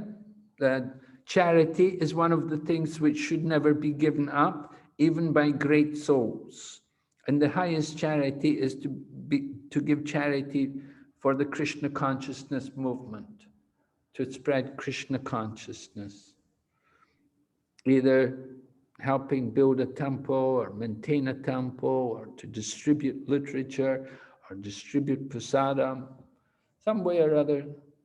You get somewhere. Yeah, we have to be careful not to become too much attached to enjoying the economic situation, that we want to become more comfortable. We should want to minimize the material situation. Keep it simple. Keep it in the mode of goodness. Don't get all into luxuries and opulent living. Keep it basic and simple. That is the mode of goodness. So in Krishna consciousness, we always put the emphasis on what is the mode of goodness. Because if you go into passion and ignorance, then very difficult to come out, to go up to transcendental. So you have to be conscious about that, not to always want to increase the material standards. A bigger house, a better car, these things, better schools for the children and so on. You have to be careful. We get too much entangled in the material world. So try to keep it simple, keep it basic, and be satisfied with what is given by Krishna by honest labor. And when you get good results, don't be afraid to utilize some of the results for the service of Krishna. I don't know if that helps you. Thank you very much, Maharaj. That was very kind of you to give a very elaborate explanation. My Dandvat Pranam to you, Maharaj. Thank you. Hare Krishna. Okay, so we'll go ahead here. Analyze the two main diseases of material contamination. Text 23. Thus, his main diseases are, he wants to be one with the Supreme and he wants to become the Lord of material nature. Karmis try to utilize the resources of material nature and thus become its Lord and enjoy sense gratification. That's the karmis, right? They want to enjoy the resource. And the Gyanis, or the salvationists, they become frustrated in trying to enjoy material resources. They want to become one with the Supreme, or merge into the impersonal effulgence. It's all enjoyment. These are diseases of material contamination. The karmi's disease, he wants to enjoy, and the Gyani's disease, he wants to give up everything, to renounce everything. Devotee simply wants to utilize everything in Krishna's service. Going ahead, answer to Devahuri's question in text 20 about Prakriti, the material energy. Lord Kapila says, Prakriti cannot harm an enlightened soul, right? Because devotees can live in the material world. They're not troubled by it. It's not dangerous for the devotee if you're in Krishna consciousness, because we know it's not ours, it belongs to Krishna's, for Krishna's pleasure. Even if the great fear of bondage is avoided by mental speculation and inquiry into the fundamental principles, it may still appear again, since its cause has not ceased. The cause is material energy, it's eternal. So Lord Kapila answers, by discovering the faultiness of his desiring to lord it over material nature, and by therefore giving it up, the living entity becomes independent and stands in his own glory.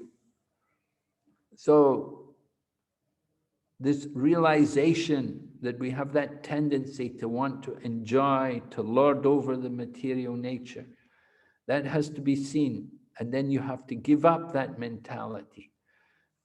Lord Nityananda can help us to give up this mentality.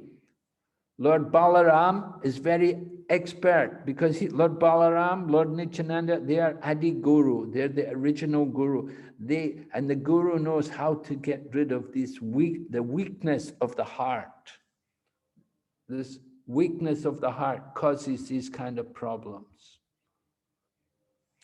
Such a person of discrimination is like an awakened person who is not affected by a dream. Right? If you're awake, you're not worried about a dream because he knows the absolute truth or the elements, and he has fixed his mind on Krishna. He rejoices in the self.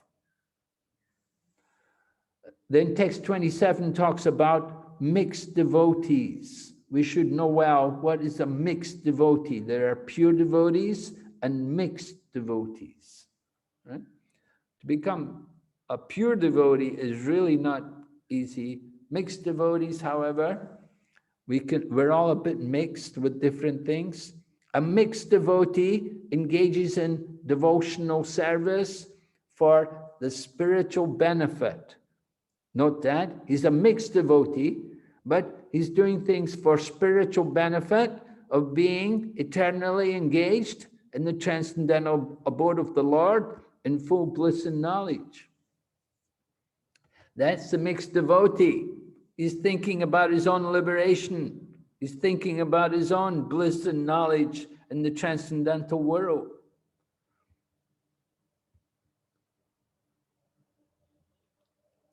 In material existence, when a devotee is not completely purified, he expects material benefit from the Lord in the form of relief from material miseries, right?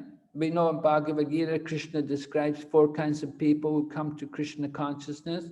People come in distress. They want relief from the miseries. So that's a material benefit we want to get from devotional. Then another one, people want gain, right? Well, we want wealth. I have no money, I need money. I'll go to Krishna. Krishna, give me money. Oh, Dhruva Maharaj wanted a kingdom. He came, he got a kingdom. Other people come in search of knowledge, advancement of knowledge, knowledge of the relationship between Krishna and the living entity, knowledge as to the real nature of the Supreme Lord. So, like the 4 Kumaras, they came in looking for advancement in knowledge. They knew about Brahman, but they didn't have much knowledge about the Supreme Lord. And so they came to Krishna consciousness. So these are different benefits which make a person mixed devotees, not pure devotees, mixed devotees. When a person is transcendental to these conditions, he is called a pure devotee. He does not engage himself in the service of the Lord for any material benefit or for understanding of the Lord. His one interest is that he loves the Supreme Lord and he spontaneously engages in satisfying him. So this is pure devotion. This is what we want to achieve. And then perfection. A devotee's attention is concentrated only upon the eternal loving service of the Lord. Therefore, the power of death has no influence over him. In such a devotional state, a perfect yogi can attain the status of immortal knowledge and bliss. Okay, that's Lord Kapila. Take chapter 27 finished. Any questions? Any more questions? Hare Krishna Maharaj. Hare Krishna Maharaj. Yes? Dandavat Pranam Maharaj. Thank you, Maharaj, for nectarians. My question is, we discussed about the qualities. So one of the qualities talked about stay in secluded places. But we are preachers or we are Goshanandis. Staying in secluded, how do we understand, Maharaj, about this? Well, these qualities were mentioned for Gyanis, you see. That was, I mentioned the 18 qualities of the Gyani yoga, the Jnana yoga. They have to be in more secluded places. How do we understand this for devotees? For a devotee, it's to stay away from materialistic, common people. We don't like to stay where there's a lot of common people. I said about people cooking meat, and televisions, they're up late at night, they wake up late in the morning. Their lifestyle is just the opposite of our lifestyle. You don't really want to be too close to them. Understand? Thank you, Maharaj. Thank you. Yes? Some more questions?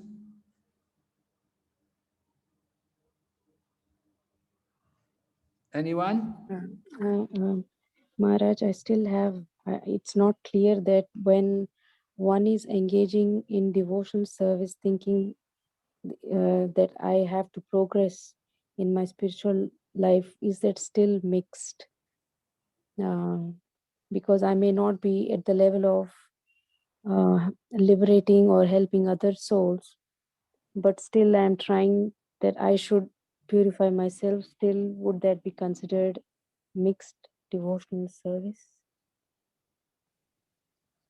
Well, yeah, not everybody is a preacher. Not everybody is expected to go out preaching, and we encourage people to preach, but we know not everybody's going to be able to do it. The point is, whatever you do it for Krishna. And you have to do something, you have to do some kind of service. And so somebody's worshipping the deity, and somebody's decorating the altar and making flowers, flower garlands. And so that's also pure devotional service. It's up to you. What is your attitude in performing the service?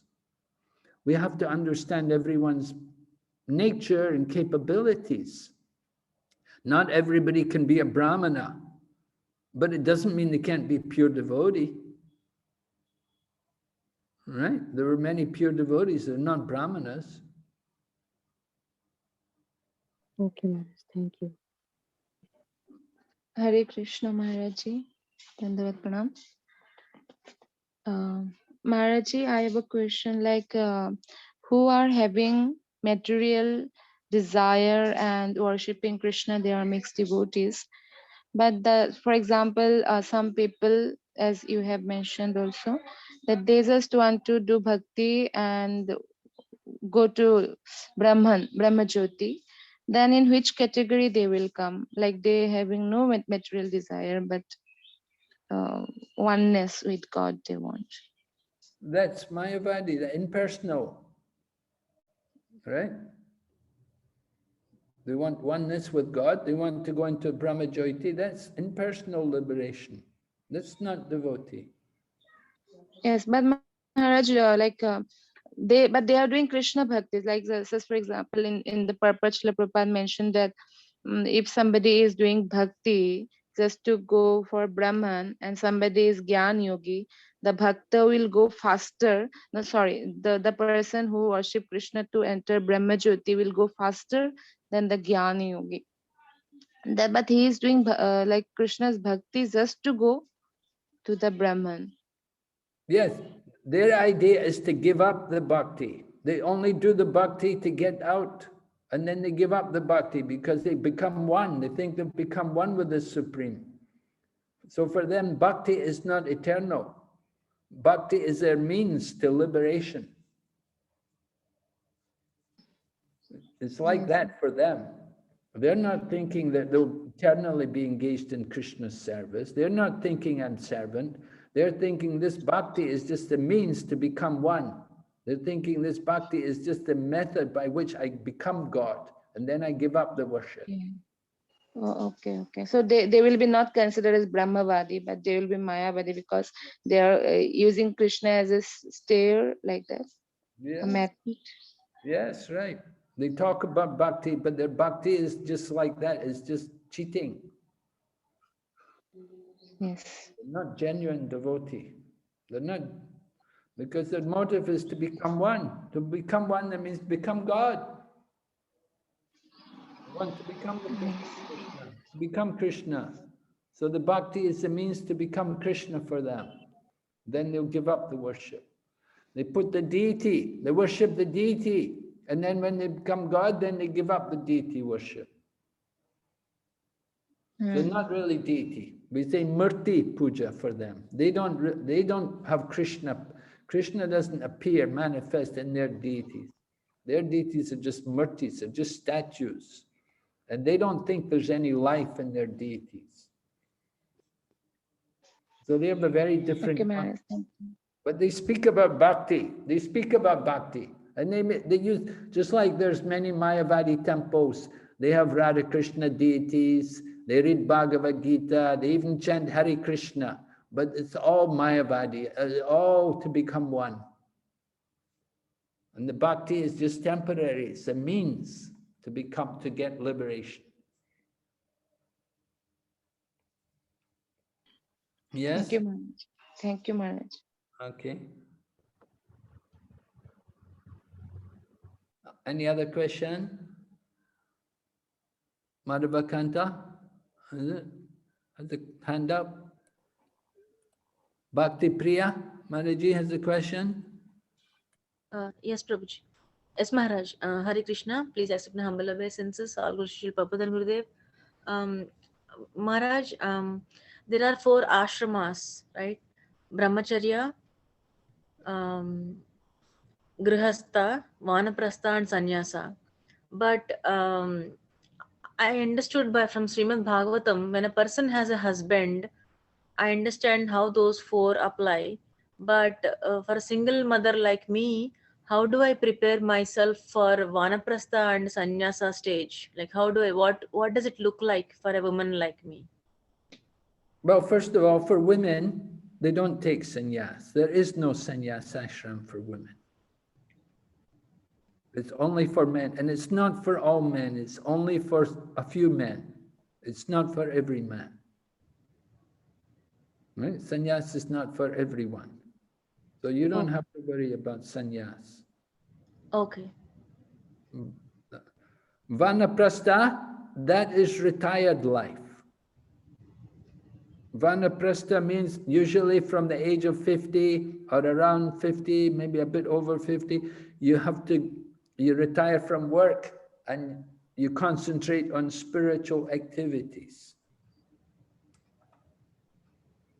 So you can do that. You can also think about this. I don't know what age you are, but you can think about it, that at some point you want to also become Vanaprastha, retired. No more material responsibilities, only spiritual responsibilities. So let's say I'm working now. After I'm done with work and retired, then I can completely focus on devotional activities, and it doesn't have to be necessarily traveling. It doesn't have to be necessarily sannyasa. It just complete devotional service, right? Right. I That's can right. just do it from my house right now. I don't Right. have to worry about going anywhere. Right. You can do it in your house, yes. Okay. Thank you so much, Maharaj. I had this question and I didn't know how to. Thank you so much. Yes. Hare Krishna Maharaj. Yes, Hare Krishna Prabhu. Please accept my humble obeisances. Maharaj, in the means of serving the devotees, is it okay to give the financial help and not expecting anything from them? So, could you please give a proper understanding? Well, giving financial support to devotees, you want to be a little cautious. You want to do it with care, to give qualified people, deserving people, right? You don't just freely give to people, because problem is people may take unfair advantage. They see that I can get money from this person. I'll just take the money from this person. I don't need to worry. I don't need to worry myself. He's giving, I'll get more money from him. And this way, I will live nicely. I will live comfortably at his expense. It's, you should be cautious. You give to devotees, you want to be guided by, you might want to check with the temple authorities about this, if this is actually a good thing or not. What do they think about it? Because they may know better about the person. You know, it would depend a lot on how well you know the person you're giving the money to. You should know how they're going to use the money, and you should know that they're going to use that money fully in Krishna consciousness, and they won't just take an unfair advantage and become lazy and become extravagant because of your financial support. You don't want to encourage devotees to become lazy or to become extravagant, waste money. You don't want to encourage them in luxurious living. You want, it's good for devotees, it's good for all of us to live simply. We practice simple living, high thinking. And we need to minimize our demands. Now, if we think somebody's going to pay for everything, then we can become very extravagant. We want more and more. So you have to be cautious. You have to be careful. There may be better ways to use their money rather than give it to devotees. There may be some better ways. Thank you, Maharaj. Maharaj, and I have another question regarding this mixed devotion service. So those devotees who are want to have an eternal relationship with the Lord, and for the sake of spiritual benefits, it is mentioned for the sake of spiritual benefits. So, and that's why they are engaging in the service of the Lord. Means they don't have the pure, eternal, loving attitude towards the Lord. So, but still, they are also promoted to the spiritual kingdom, and they are also engaging in there. And without love, how can one go there, Mara? Without love? Yeah. Well, without love, I don't know that you can go there without love. Mixed devotees, I don't think they can go to the spiritual world. They would like to go to the spiritual world, but it doesn't mean that they go.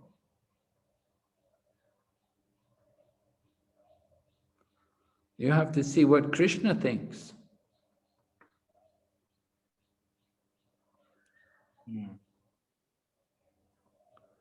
Krishna is the one who makes the final decision, who's going to go there and who's not. The mixed devotees are terminologies are termed because it happens they become a devotee for just reaping the material benefits is okay, but they want to reap the spiritual benefits also, Maharaj. It's the desire is to have the spiritual benefit. It is nothing wrong that to have a spiritual benefit. Yes. You say there's nothing wrong to have spiritual benefit. We have to see how much they really want Krishna.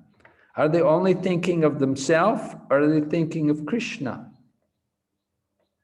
You see, they're thinking of them. It's more like they're just thinking about themselves. What I want. Why do they want to go to the spiritual world? They don't seem to care very much about Krishna. They're only thinking what's good for me. So that concept of the self is there.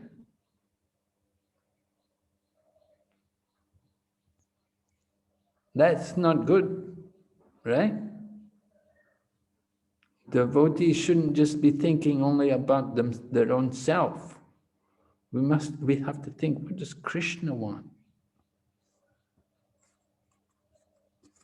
Could you please explain this, Maharaj? Because, for example, we are following the rules and regulations. These are all done for the pleasure of Krishna only. But if we can also do it just for the sake of following and not please Krishna also. Means there is a subtle difference. Yes, there's a difference, right? So I said it again, it's the attitude. What is our attitude? Are we following just for the sake of following? Or are we really doing it for Krishna? We've got to develop the attachment to Krishna. We've got to develop the taste for hearing and chanting about Krishna. It's not we just follow and I want to go there, I want to go back to Godhead. Why you want to go back to God? Oh, there's too much suffering here in the material world. I want to go to the spiritual world. It's more easier life, better life. You know, that's not a very good reason. I don't think that's going to help us to go back to Godhead. We've got to really develop an attachment to Krishna, Krishna's service. But Krishna has given the benediction to Putana and many histories like that. Well, Putana was very fortunate. Who was she? In her she had some piety that she could personally meet with Krishna. She was not ordinary. We cannot compare ourselves to it like that. We can't say, well, Putana got there. Why shouldn't I get? She had. We don't know what she did or what was her position from the previous lifetimes.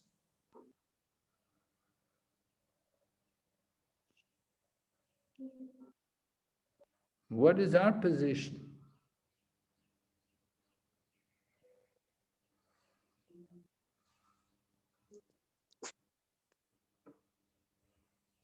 Yeah? Yes, Maharaj, it's a question. Pure devotees never think that they want to go to the spiritual world. They just engage in the eternal loving service of the Lord. They don't worry where they are. They want to be. They don't any desire, even spiritual desire also they don't have. Just what they want to serve it. Yes. Right. Okay. Any other question? Who is this? Delhi? Doctor? Hare Krishna Maharaj, Dandot Pranam. I was talking to some people whom I felt were Mayavadis, and I was trying to understand from their point of view. So they were saying that their intention of merging with the Supreme is complete surrender. Their definition was that they don't want to be God, but they want to remove the concept of self. And once they remove the concept of self, the ego is automatically removed.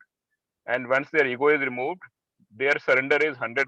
And since their surrender is 100%, then they look for merging with the Supreme. So this was a definition which was given as a counterpoint. So I just wanted to understand from you, Maharaj. Yes, we have a different concept. Our concept is that it's not complete negation of the self, but we should understand the actual position of the self. That the self is part and parcel of the Supreme Lord, and we have an eternal relationship with Him.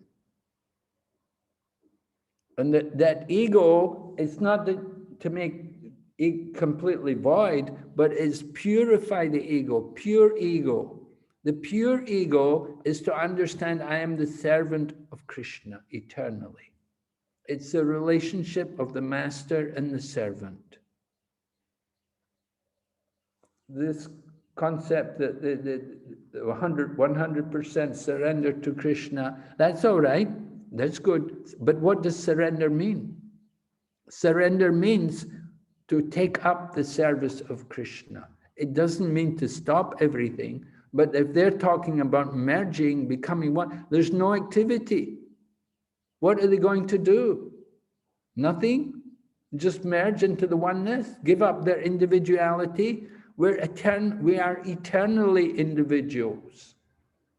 And they're talking about selflessness, become selfless. No, we're always existing. The very first instruction given by Krishna. Never was there a time when I did not exist, nor you, nor all these kings, nor in the future will any of us cease to be. So we're all eternally individuals, and they cannot give up that individuality. But their idea of merging is to give up that individuality, to lose that individual. And that is the problem. They enter into that oneness, there's no activity, they'll simply stay there for some time and come back to the material world.